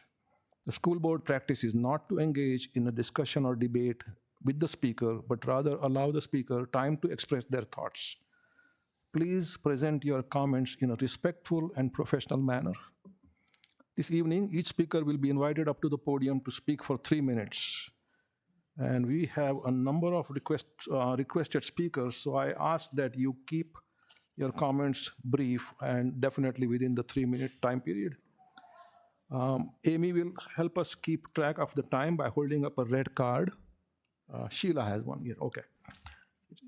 At the 3-minute mark, please end your comments when you see the red card. If you have already shared your thoughts with the school board, please consider letting someone new address the board. If a community member shares a message similar to yours, please consider shortening your message or presenting as a group. First, are there any students tonight who want to speak? Do not see any, so I'm going to go ahead and start with the first name on the list. And the topic is solar panels, Dr. Greg Layden.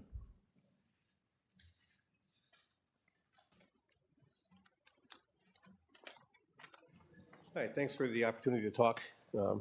Dr. Anderson and Ms. Honey and the rest of the school board.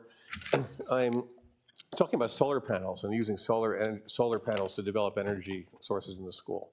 I'm a semi-retired academic. I actually now tutor students in ACT and SAT, so we can maybe help with that later. I'm a scientist who studied long-term effects of climate change. I advise, and I'm an activist and an advisor for environmental groups and candidates and elected officials to help shape energy transition-related policy. And I'm a parent of a Wayzata kid. I volunteer for everything in the school, so I'm very active in the community.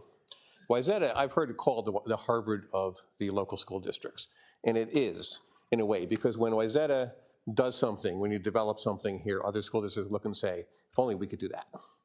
And it leads in many ways. But in solar energy, Wayzata actually lags significantly.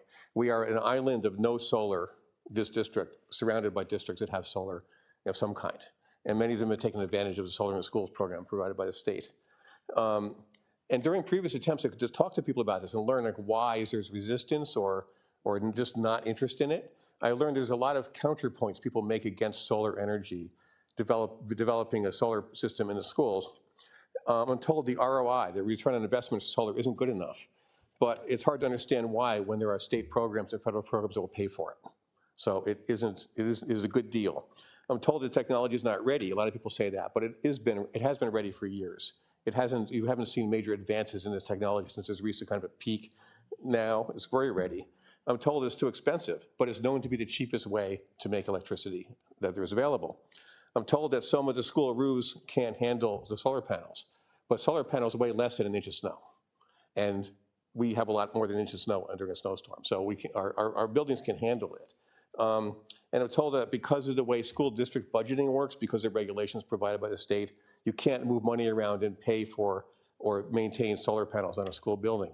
But again, all of your surrounding districts have them, so they've solved that problem somehow or another. In fact, Representative Carroll, I think, is in the room.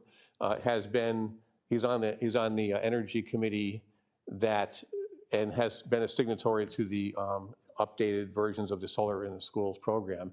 And we have a program in the state that will help the schools get it. I know I was with Chase Anderson at an event at the Bakken Museum a while back, and they talked about amazing programs. It isn't just making electricity from something other than coal or oil. These are also educational programs. And there are ways that students can be proud of their own school, sort of leading the way in terms of in this important upgrade to technology. So that's all I have. Thanks.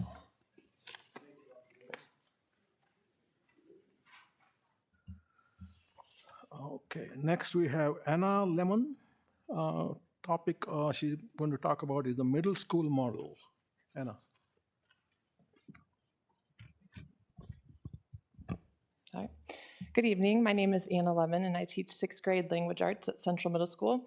My husband also teaches us at Central as a special education resource teacher, and our 3 boys are students at As educators, parents, and taxpayers, we are deeply invested in the success of our schools. I'm here tonight to share my concerns about the new middle school block schedule, the lack of authentic teacher input and overall decision-making, and ongoing staffing issues at Central. The shift to a block schedule has posed daily challenges in our classrooms. Students are sitting through extended class periods with science and social studies meeting every other day, leading to learning gaps, reduced retention, and fewer opportunities to build strong teacher relationships. Staff are repeating the lowest grades they have seen in decades, increased student anxiety, and overloaded lesson plans. Research from the National Association of Secondary School Principals and the Institute of Education Sciences supports traditional schedules with shorter, consistent periods and daily teacher interaction, all of which this model abandons. The schedule is also impacting our students' social and emotional well-being. In elementary school, all students thrive with a single teacher who fosters routine and connection each day. At the last board meeting, Northwood staff highlighted the importance of classroom and grade level community and overall emotional support. However, this consistency is then lost with the new schedule as they transition to middle school, as true teaming is no longer possible despite assurances that it would remain intact when we move to block. Next year, language arts will move from 1 to 2 separate courses. Having 2 teachers and classes for language arts adds even more complexity to students' already full schedules and overwhelm. We've been told that this change was made to simplify scheduling and cost containment, not because it's what's best for kids. While teachers were asked for input initially, the options presented weren't in students' best interest, and we had to choose what was most manageable for us. Teacher input in the district and building decisions is also concerning. Surveys, which have been the main form of feedback for us, limit and don't reflect the reality of our concerns. For example, last spring, the WEA, in collaboration with district leadership and Educators Thriving, sent a survey to assess the current state of our well-being of our staff and determine where support is needed. The survey indicated that Central needed improvement in administrator to staff communication, transparent decision-making, and the overall culture of the building. As a result, a solutions committee was formed at Central to address these areas. I was a member of this team, and after just 2 meetings with no solutions, the committee was dissolved. This left many of us feeling overlooked and unheard, which goes against the purpose. In connection, over the last 4 years, Central has experienced significant turnover with over 100 educators leaving. While the reasons are multifaceted, this turnover rate is alarmingly high, and I urge you to compare these numbers with other schools in our district and work with staff to better understand the implications and causes. High turnover not only affects the remaining educators, but most importantly, our students. I ask the board to prioritize decisions that reflect the best interests of students and staff.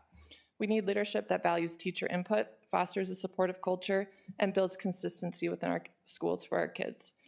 Wayzata has the potential to be exceptional, but we must face these challenges directly with honesty, curiosity, and collaboration. Thank you for your time. Thank you, Anna.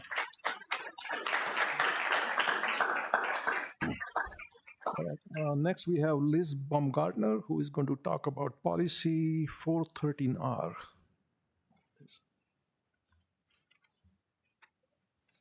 Good evening. My name is Liz Baumgartner, and I currently serve as the 6th grade counselor at Central Middle School. This is my 11th year as a counselor and my 3rd year in the district. I'm a licensed mental health professional with a K-12 principal license.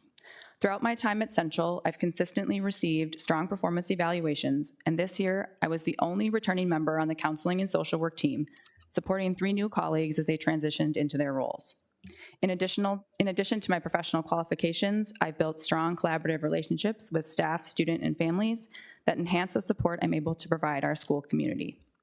I signed up to speak tonight because 1 month ago, HR informed me of my reassignment to East for the 25-26 school year. I have significant concerns with the district's broad use of Board Policy 413R, which outlines the regulations for professional staff assignments and transfers. Wayzata's school board mission is to act in the best interest of the entire district, balancing the needs of students, families, and staff.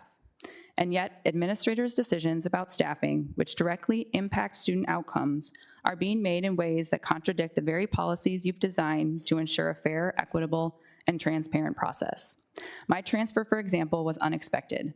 I am not being moved due to staffing needs or poor performance, but rather in direct response to my ongoing professional advocacy, clarification of my contractual rights, and insistence on clear, consistent expectations.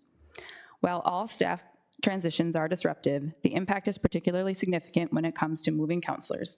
Research from the American School Counseling Association shows that continuity in counseling relationships leads to improved academic performance, social skills, and mental health for students. Since 2022, Central has lost 6 mental health professionals, and if we as a district are truly committed to student-centered decision-making, we must acknowledge that another disruption in their support system without cause and without due process is not what's best for students, and we must do better. I urge the board to take the following actions. First, review policy 413R in full, specifically examining how involuntary transfers are handled in order to determine whether the intended purpose of the policy is being upheld in practice. Second, ensure that decisions around staffing realignments are data-informed, transparent, and fair, with written rationale provided and affected staff offered opportunities to meaningfully participate in the process. And finally, center students in all decisions by acknowledging that relationships and continuity matter. Unexplained staff moves undermine student support systems and break trust. I believe these actions are vital to ensuring the future staff transfers are supportive, compassionate, and clear. Thank you for your attention to this matter and your ongoing commitment to the success of Wayzata.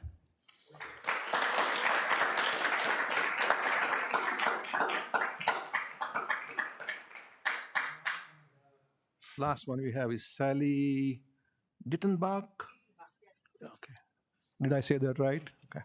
And it's on valuing teacher feedback. Yes, thank you. Good evening. My name is Sally Dietzenbach, and I teach language arts and social studies at East Middle School. I'm speaking to you tonight because I'm concerned that Wayzata administrators are not fully utilizing one of their greatest resources for feedback and solutions, their teaching staff. Our Wayzata teachers are the ones who are in classrooms with students every day and know the realities of both student learning and Wayzata student experience. However, district and building administrators often overlook our opinions and our feedback. For example, last month I spoke at this board meeting, at the March meeting, about our need to bring teaming back to the middle schools. While I felt that I brought up some excellent points in the 3 minutes that I was allowed to speak, I was disappointed when not a single Wayzata administrator or board member reached out to me since the meeting to discuss the issue further, ask for clarifications, or share any updates on whether there's a plan to bring teaming back to the middle schools. To be honest, it really just made me feel like nobody at Wayzata Public Schools cared at all about what I had to say. I'd also like to encourage the board to review the processes that Wayzata School District uses to evaluate its principals. Minnesota State Statute 123B.147 states that all school districts must develop and implement a performance-based system for annually evaluating school principals. In subdivision 3, the statute also states that the evaluation must, quote, allow surveys to help identify a principal's effectiveness, leadership skills and processes, strengths and weaknesses in exercising leadership in pursuit of school success. I do not believe that our school district is currently in compliance with this statute. In our middle schools, students are surveyed every year, and teachers are expected to implement changes to their teaching based on this feedback. If the district truly believes that survey data is an important part of the improvement process, then why aren't we surveying teachers every year and requiring principals to make changes based on that feedback? Aren't principals supposed to lead by example in their buildings? Lastly, teachers need to be able to share their feedback with district administrators in a respectful, constructive way without fear of retaliation. Many Wayzata teachers do not speak up, even when we have concerns that student learning and experiences are at risk, because we are worried about how the school district might respond. As I'm speaking to you right now, you probably noticed that I'm very nervous and very worried about what might happen to me as a result of my sharing my feelings at this meeting tonight. I'm hopeful but not confident that I won't face disciplinary action, a less favorable teaching assignment, or any other negative consequences in retaliation for my comments tonight. I have great students. I have great colleagues. I have great family support in this district. I should love my job, but I don't. I used to, but I don't anymore. And we can't fix any of these problems if the Wayzata School District is not willing to listen, I mean really listen, to their teachers. Thank you.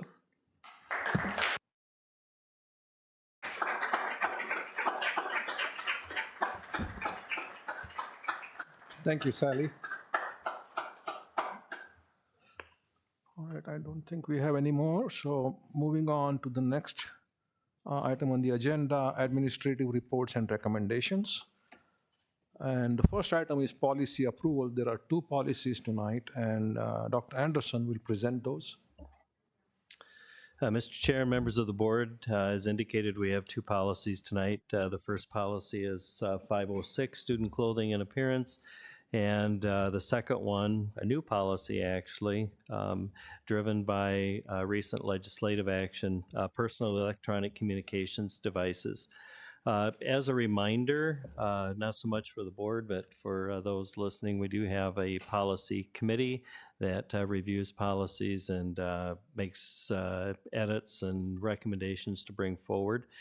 And they meet about monthly and serve as our primary initial review, and then it comes to the board for first and second reading. So there are two policies before you tonight for board approval. The recommended action is to approve the above policies as presented in the attachments. And Mr. Chair, I'll turn it back over to you to call for a motion on the policies. Thank you, Dr. Anderson. So board colleagues, the recommended action is to approve the board policies as presented. Just remember that one of them, we are doing a second reading, 524.5, and the other one is the first reading. So keep that in mind. And so do I have a motion to approve? So moved. And do you waive the second reading of one of them? Sir, I waive second reading. Okay. And which policy would that be? Oh, excuse me. 506, student clothing and appearance. Okay. Thank you, Dan. Is there a second? Second. Moved and seconded. Is there a discussion? Mr. Chair, if I might, could I just offer a couple of additional comments about 524.5? So Absolutely. I know there's some interest in learning more about this particular policy as we've had conversations in committee and other venues in regard to consistency across our buildings. So for example, the 9 elementary schools have been in alignment and have consistent policies and regulations or protocols in how they manage cell phones particularly, but electronic devices within the school. The high school is relatively easy for consistency, given we only have one high school. There has been, just to kind of put out what I know is a point of conversation within the community about the 3 middle schools.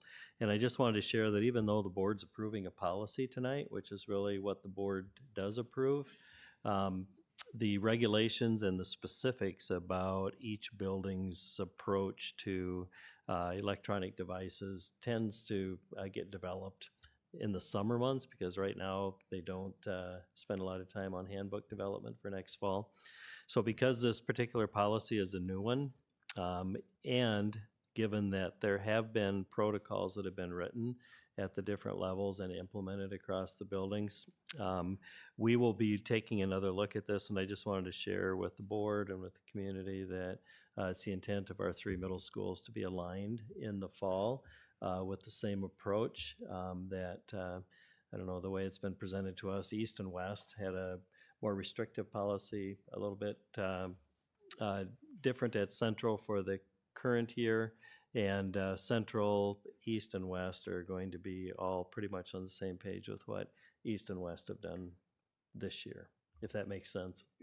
And I share it that way because that's how it's been communicated, and I think people resonate with that who have been in communication with me about it. So. Yes.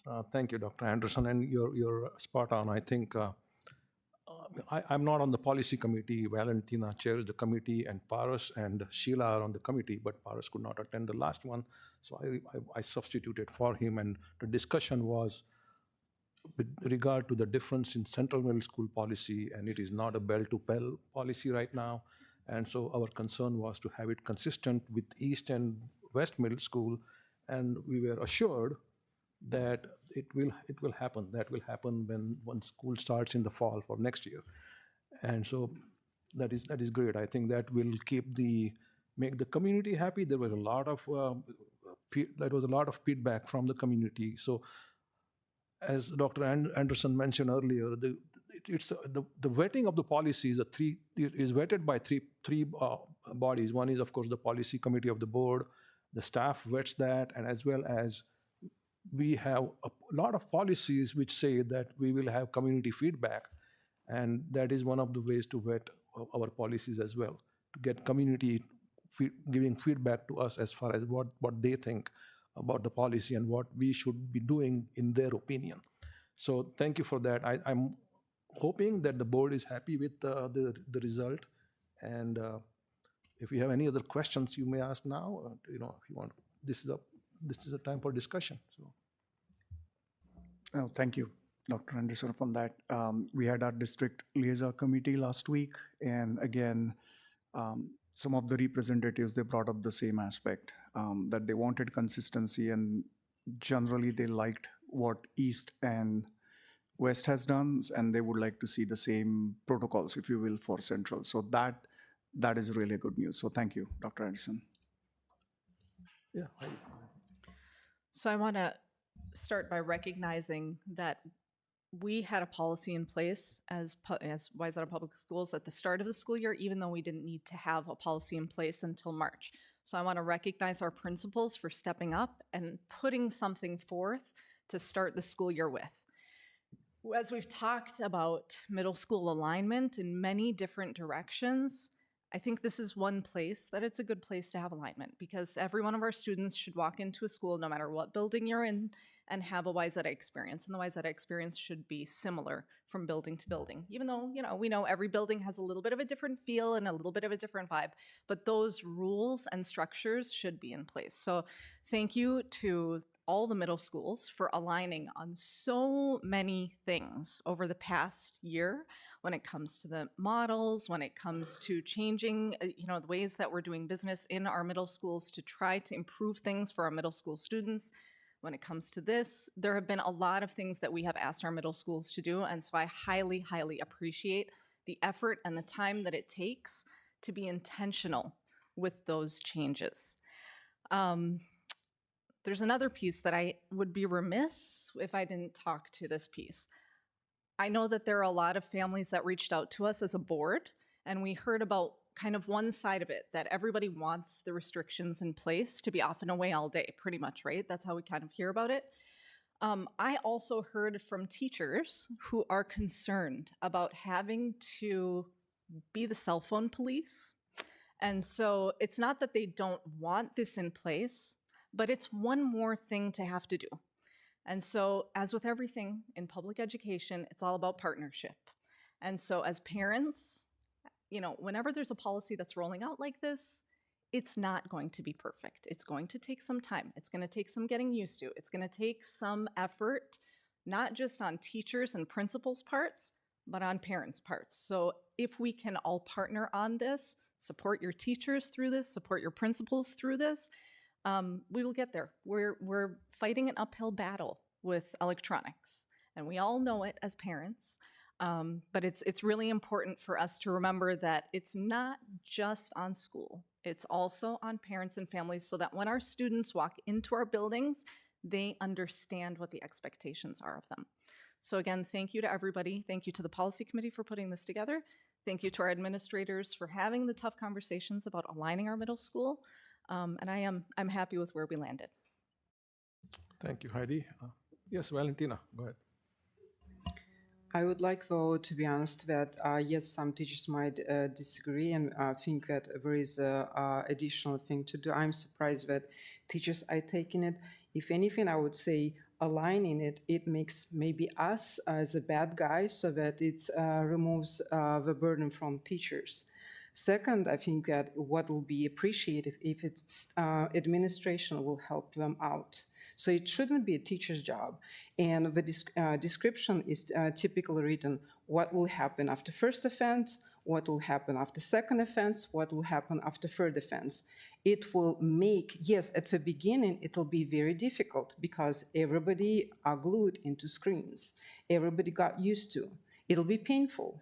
But at the end of the day, I think that many teachers would appreciate that finally they can see that kids are looking into teachers' eyes, that they are there, so to speak. They are not just physically there, they are mentally with teachers, and they also will communicate with their peers, with people who are right close to you, not somewhere on Facebook, not somewhere on, just people who are right close to you. That's the best relationship you can create.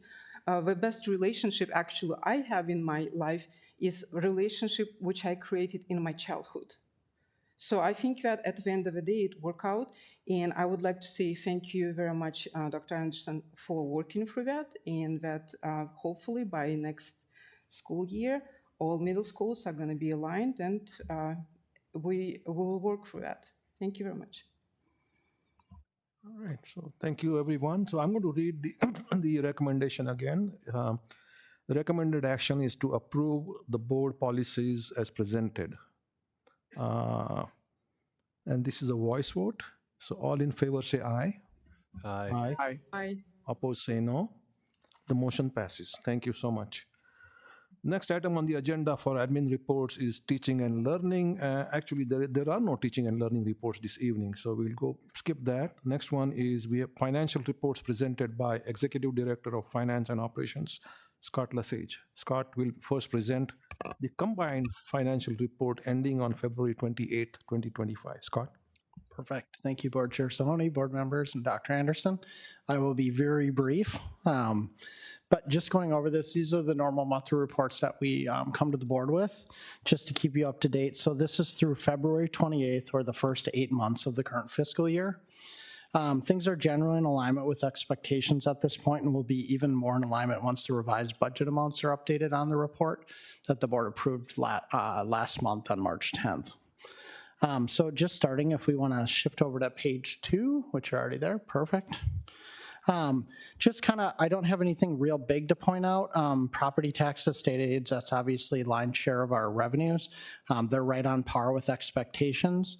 Federal aids, as the board has heard me talk on several occasions, they're very variable due to the COVID dollars over the past. I would assume, especially following this fiscal year, things will normalize significantly and we'll get back to consistent draws. There just was lots of wild variability. You heard Jen Welk talk last month that we turned in our survey, which should hopefully be the end of this. And we were grateful for those funds, but I think it'll be good to have those behind us. Food service fund is right on par. Also, community service fund, which Jenny Ebert will be presenting her budget following this, is right on line. And then debt service fund, that's the one I always joke. I hope that one's on par, otherwise we got big problems. Turning to the next page. All right. One we pay attention to significantly here, just because it's the majority of our expenditures, are the salaries and benefits. You can see salaries are right on par. Benefits are close in line, but they will be very spot on once the revised numbers are updated in next month's report. Finance Director David Draskovich would be very excited about that. He takes a lot of pride in that, as you guys probably caught on at some of the meetings. But we're right in alignment with a lot of these areas. And the ones that might look like there's variability, there's explanations for them, which we brought to the board in the past. And Finance Director Draskovich and his team monitor those heavily because they're always watching cash flow as well. Nothing really else to point out on these ones. If we go to the final page. This is more of just basically cash we have in the bank at that point of February. The only thing I'll point out is coming up in May and June, if the board recalls, that's when we get the first payments for next fiscal year from Hennepin County. So we'll get about $20 million in May and then about $25 million in June. So we'll be in a good cash flow position for that, but then we also have the payouts, contract payouts at the end of June, where we make multiple payrolls at one time. So those dollars are very much needed. So with that, I'll turn it over for any questions. Thank you, Scott. Board colleagues, any questions, comments for Scott? No. I have one quick question. I'm sorry, I should have, I did not notice this when I went through all the slides yesterday, but I just noticed something. If you go to the middle one, the one with the revenues, look at the federal aids, 2,714,000 and change. If you take that as a ratio of the total general fund revenue of 217 million 454,000. That comes to a little less than 1.25%. I thought the federal aid was typically 3% of our revenues. I think it can vary significantly from district to district because it's based on like the makeup of the student body. So, right. But our district is typically 3%, right? Because in that pie chart that you always present. It can vary, but it can depend. Obviously, the COVID funds really kind of wreaked havoc in those percentages. I think generally speaking, we're right in that ballpark. And then we've also done some things like I mentioned with the board. What you don't see on here is that if you add $1.5 million to that, that's more in line with what it would be. But we shifted those funds over to pay state tuition billing. Okay, so if that you recall from the $1.5 budget million this would have made it. presentations. Yep. It was a shift we did to be able to create more revenue for the district. Thank you for that. Yes. Yep, So absolutely. there are no other questions. Thank you, Scott. You will come back again for something else, right? So next we have Director of Community Ed, Jenny Ebert, who will present the revised budget for the Community Ed Fund 04 for the fiscal year 2025. Jenny? Good evening. Thank you for having me here tonight to talk about my revised budget for fiscal year 25. I'm going to make this fairly brief because I had the great opportunity to be with you all just a few weeks ago and have my staff talk about the great work that we're doing. So on the next slide is just a quick reminder of where Community Ed falls. We're in Fund 4, which is the Community Services Fund, separate and different from the General Fund. A good reminder of all the work that we do here in Community Ed is highlighted in the wheel. Again, I went into great detail on this just a few weeks ago, but we do a lot of work that really focuses on how do we help our whole community thrive and learn. So our revised budget for fiscal year 25 is really fairly similar to what we proposed at the start of the year. You'll see the net change is around $81,000. We did see some variances in the amount of money that we expected from fee revenue, as well as in some of our expenditures, which I'll go into in future slides. But just want to note that this budget is created in partnership with my leadership team, which is Michelle Bedore, our Director of Early Learning, Hillary Dish, our out-of-school time coordinator, and Zach Nelson, our Communications and Engagement Manager, as well as Penny Blankenship, our Finance Specialist. So we go to the next slide. You'll see our revenue is broken down into 3 categories primarily. The bulk of it is fee service. As I've shared, we are a service-based industry. What we do is in service to our community, and we do that through a fee generation. That's generally 75 to 80% of our total revenue every year, and we're on track for that again for this year. Our state aid and tax levies cover things such as ECFE and school readiness, as well as adult basic ed, and there's some funding in there as well for non-public reimbursements. On the next slide is a summary of where we've been for our revenues. I'm very grateful for the work that our team does and for the support of our community and this board. Our revenue has grown by anywhere from 5 to 8% over the last 4 years and continues to grow as we project into the end of this budget year. Our revenue is tied closely to our program areas. We're seeing continued growth in that, and that's reflected here as well. Wayzata Kids Childcare is our biggest area. It's about $6 million of our total revenue every year. Preschool is next at $3.5 million, and our youth classes and camps come in at $1 million. We're also seeing growth in our facility rentals as well as in middle school programming. A small part of our revenue, oops, go back one just a little bit, is grant funding. We do receive funds through programs like Partners for Healthy Kids. We do this to try and balance some of our non-revenue generating work and really focus on how do we serve and listen to our community in different ways. So that are things like our partnerships with Relate Counseling, where we do Camp Emoji in the summertime, which is pre-K through middle school aged. Jumpstart to K, which is something you heard about from our Northwoods colleagues a few weeks ago, is something that we funded through Partners for Healthy Kids as well. Our expenditures are primarily salaries and benefits. Again, we are about service, so that is funding staff who do the great programming that we offer through Community Ed.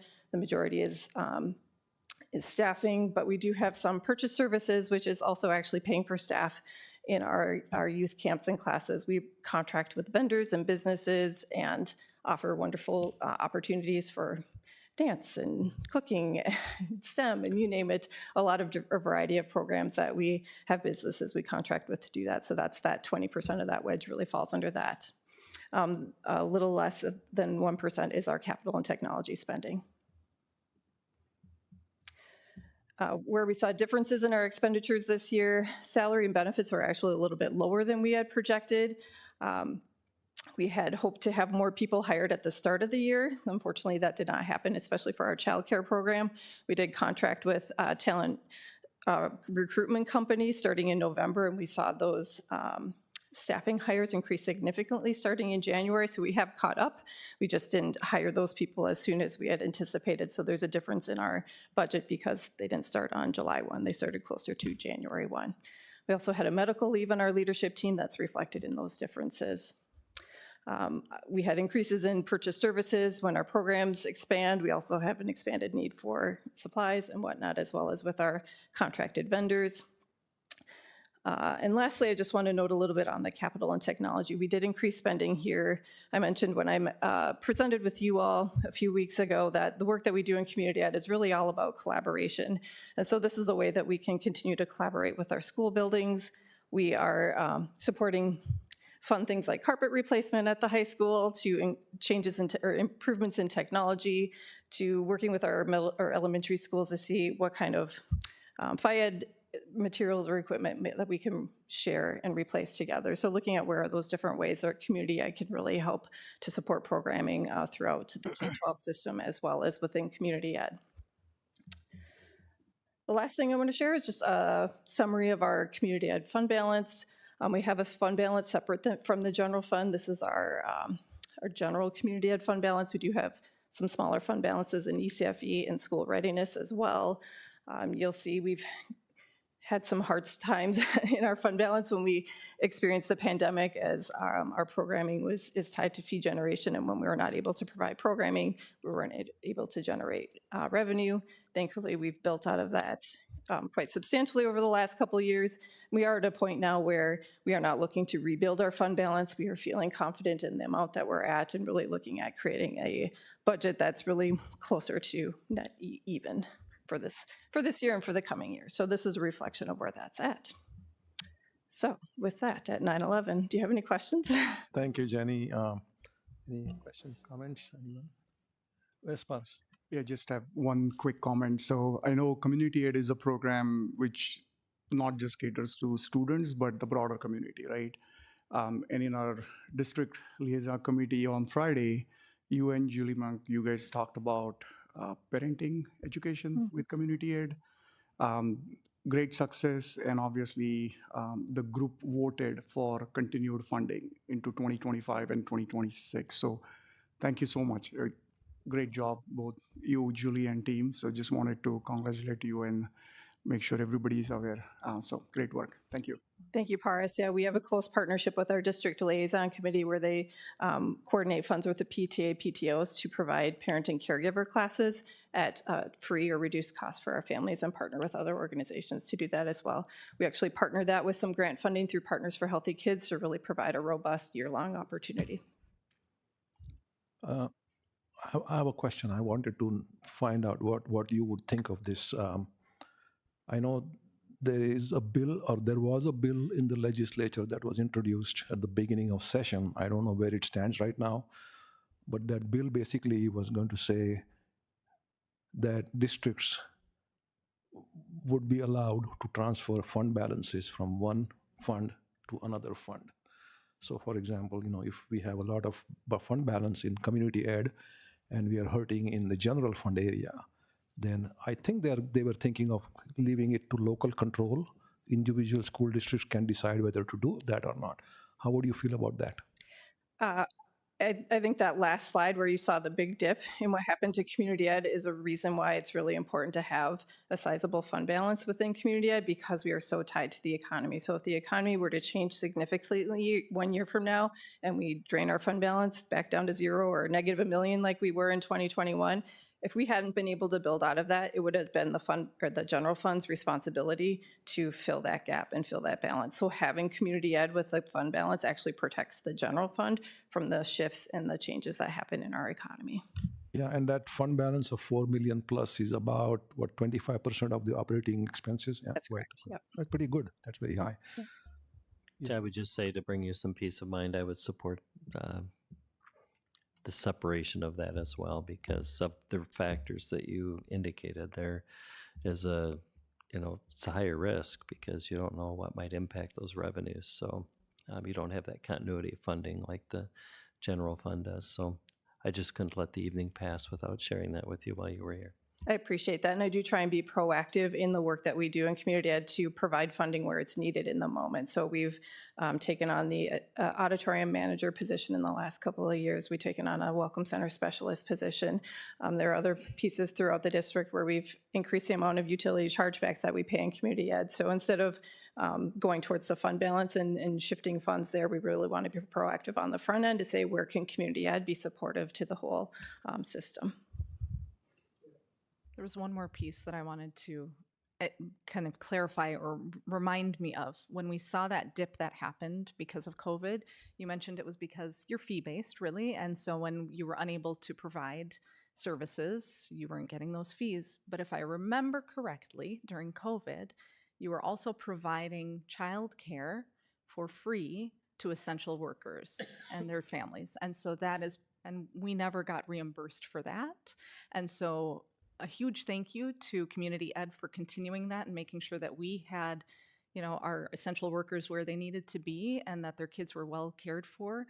But just a reminder that that's another one of those pieces that, eats away at that general fund. Yes, that's correct. Thank you for sharing that. We had basically all the costs with none of the revenue, and so we dipped faster because of that, but it was for the right reasons. We wanted to retain our staff. We felt that was really important, and we wanted to be able to provide that really important service. It actually set us up in a good place where we had more staff as we rebounded, where other school districts had they had farther to go to restaff than we did. So we were able to continue with our services and kind of pull out of that faster because of it. All right, if there are no more questions, thank you, Jenny, appreciate that. Okay, finally, we have. So I believe that I have an action request of the board to approve then my revised budget for this year. Oh, there is an action? The recommended action to approve the revised budget for Fund 4 for fiscal year ending June 30th, 2025. Okay, I'm sorry, I missed that. Okay, so the recommended action is to approve the revised budget for 24-25. I so move. I second. Any discussion? Hearing none, this will be a roll call vote, please. Sheila Pryor, yes. Heidi Cater, yes. Valentina Ayers, yes. Dan Ginestra, Yes. Sarah Johansson, Yes. Paris Bende, Yes. Milan Sahoni. Yes, thank you, and the motion passes. Thank you. Thank you again, Jenny. All right, finally, Scott will recommend the approval of the fiscal year 2025-26 operating capital revenue and expenditure budget. Scott. Perfect. Thank you again, Board Chair Soni, Board Members, Superintendent Anderson. I won't be super long on this one either. We reviewed this in detail at the Finance Committee of the Board last Thursday. This is something, at that meeting, we also had kind of the subject matter experts that are impacted heavily by this budget. So you had Technology Director Wade Phillips on the call to describe. You had David Draskovich and Facilities Director John Deutsch also there. So Executive Director Dana Miller was also consulted pretty heavily in this as well. But this is something that comes to the board on an annual basis. You might say, why does this come right now? And don't we approve the budget in June for next year? The reason we do this is, as you know, we have kind of a short time period to get things ordered ahead of next year. And we're not the only school district that does that. So the reason why we come to this is we do it before the subsequent fiscal year. And we do that to accommodate significant lead times required to order and receive materials in time. So the district's capital committee, which kind of since the pandemic, in all honesty, they used to meet.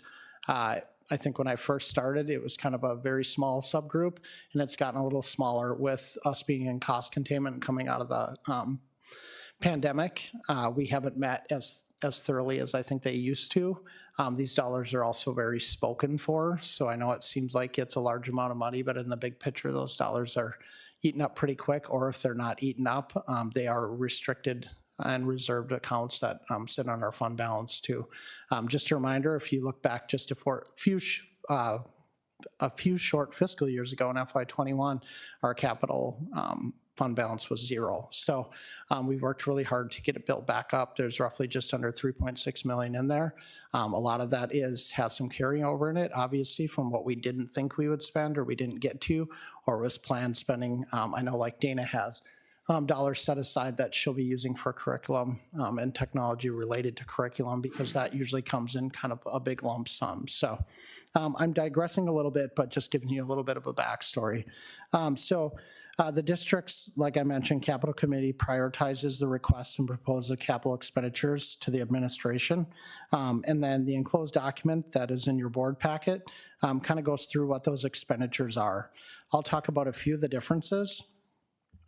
As you recall, just recently, exciting that we were able to utilize funds inside of here to do the much needed construction coming up at West Middle School. So we'll be able to utilize these capital facility or capital outlay dollars to pay down the principal and interest on that upcoming project. So that will be part of this. Another key thing, when you look at it, not a whole lot changed. A few things to point out: the allotted to building projects went up from 350,000 to 450,000. This really kind of builds off of our enrollment. So we've had a ton of changes. Our facilities team in a lot of different areas, including the principals, special services. When we have to do something, usually it's because we have to do it right now. And so these are dollars that John Deutsch's team is able to utilize to put up walls, to change classrooms, to do kind of everything that's needed. Another thing to point out was just classroom furniture. That also increased roughly 50,000. And that is, again, for growing enrollment. And then I think one last thing I'll point out is the annual piano purchase. There had been a question on this. So Dana, I don't know if you quickly wanted to mention that one. I know it's a small dollar amount, but it has a big impact in our elementary schools. Yeah, so one of the things that we had been asked just recently from, well, actually over the last few years since I've been here, from our elementaries, is how to maintain their musical instruments and so forth. So we have set aside, if you notice in the budget, for 612 music, but we do not have a set aside for our elementaries. And with the change in schedule at our elementaries and some of our schools being able to hold music more frequently as well, we're just seeing a higher need for those instruments, growth in buildings, and they do take some wear and tear as well.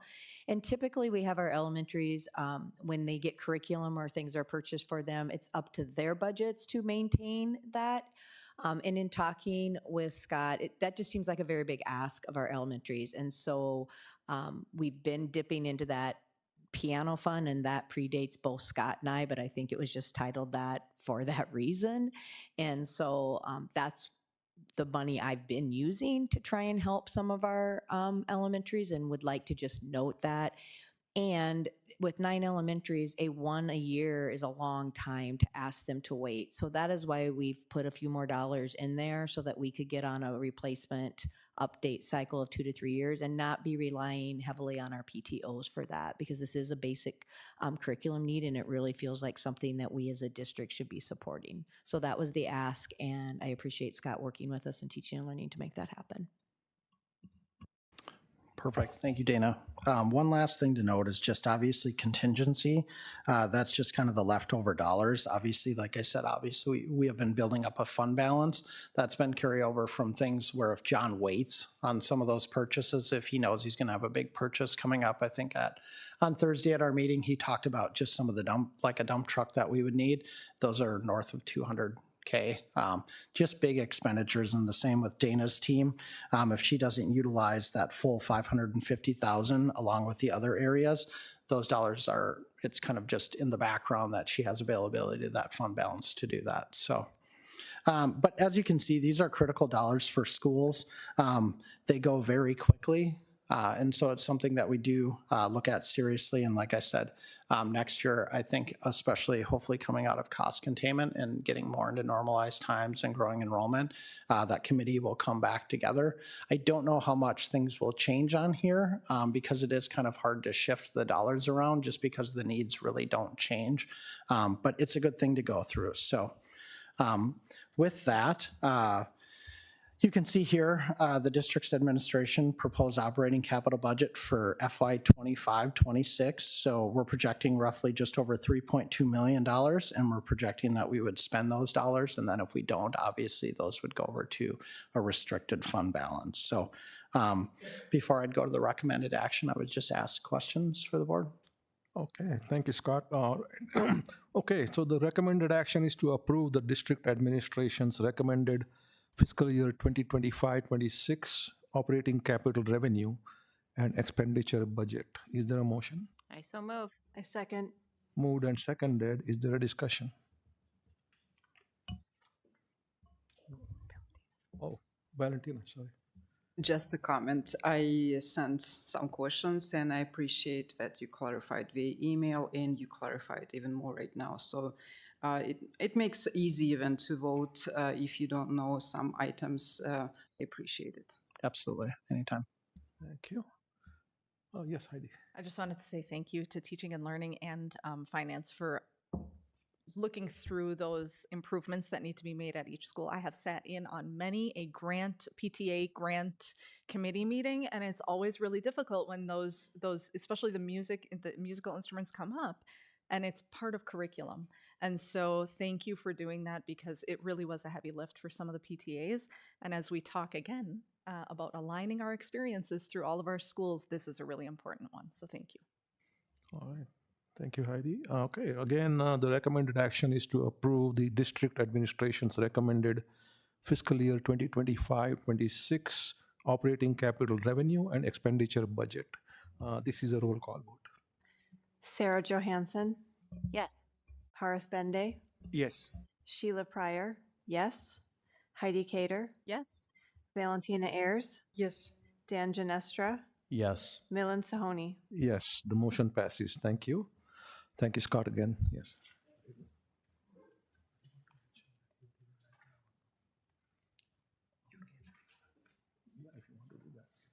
Go ahead. So we can all thank you.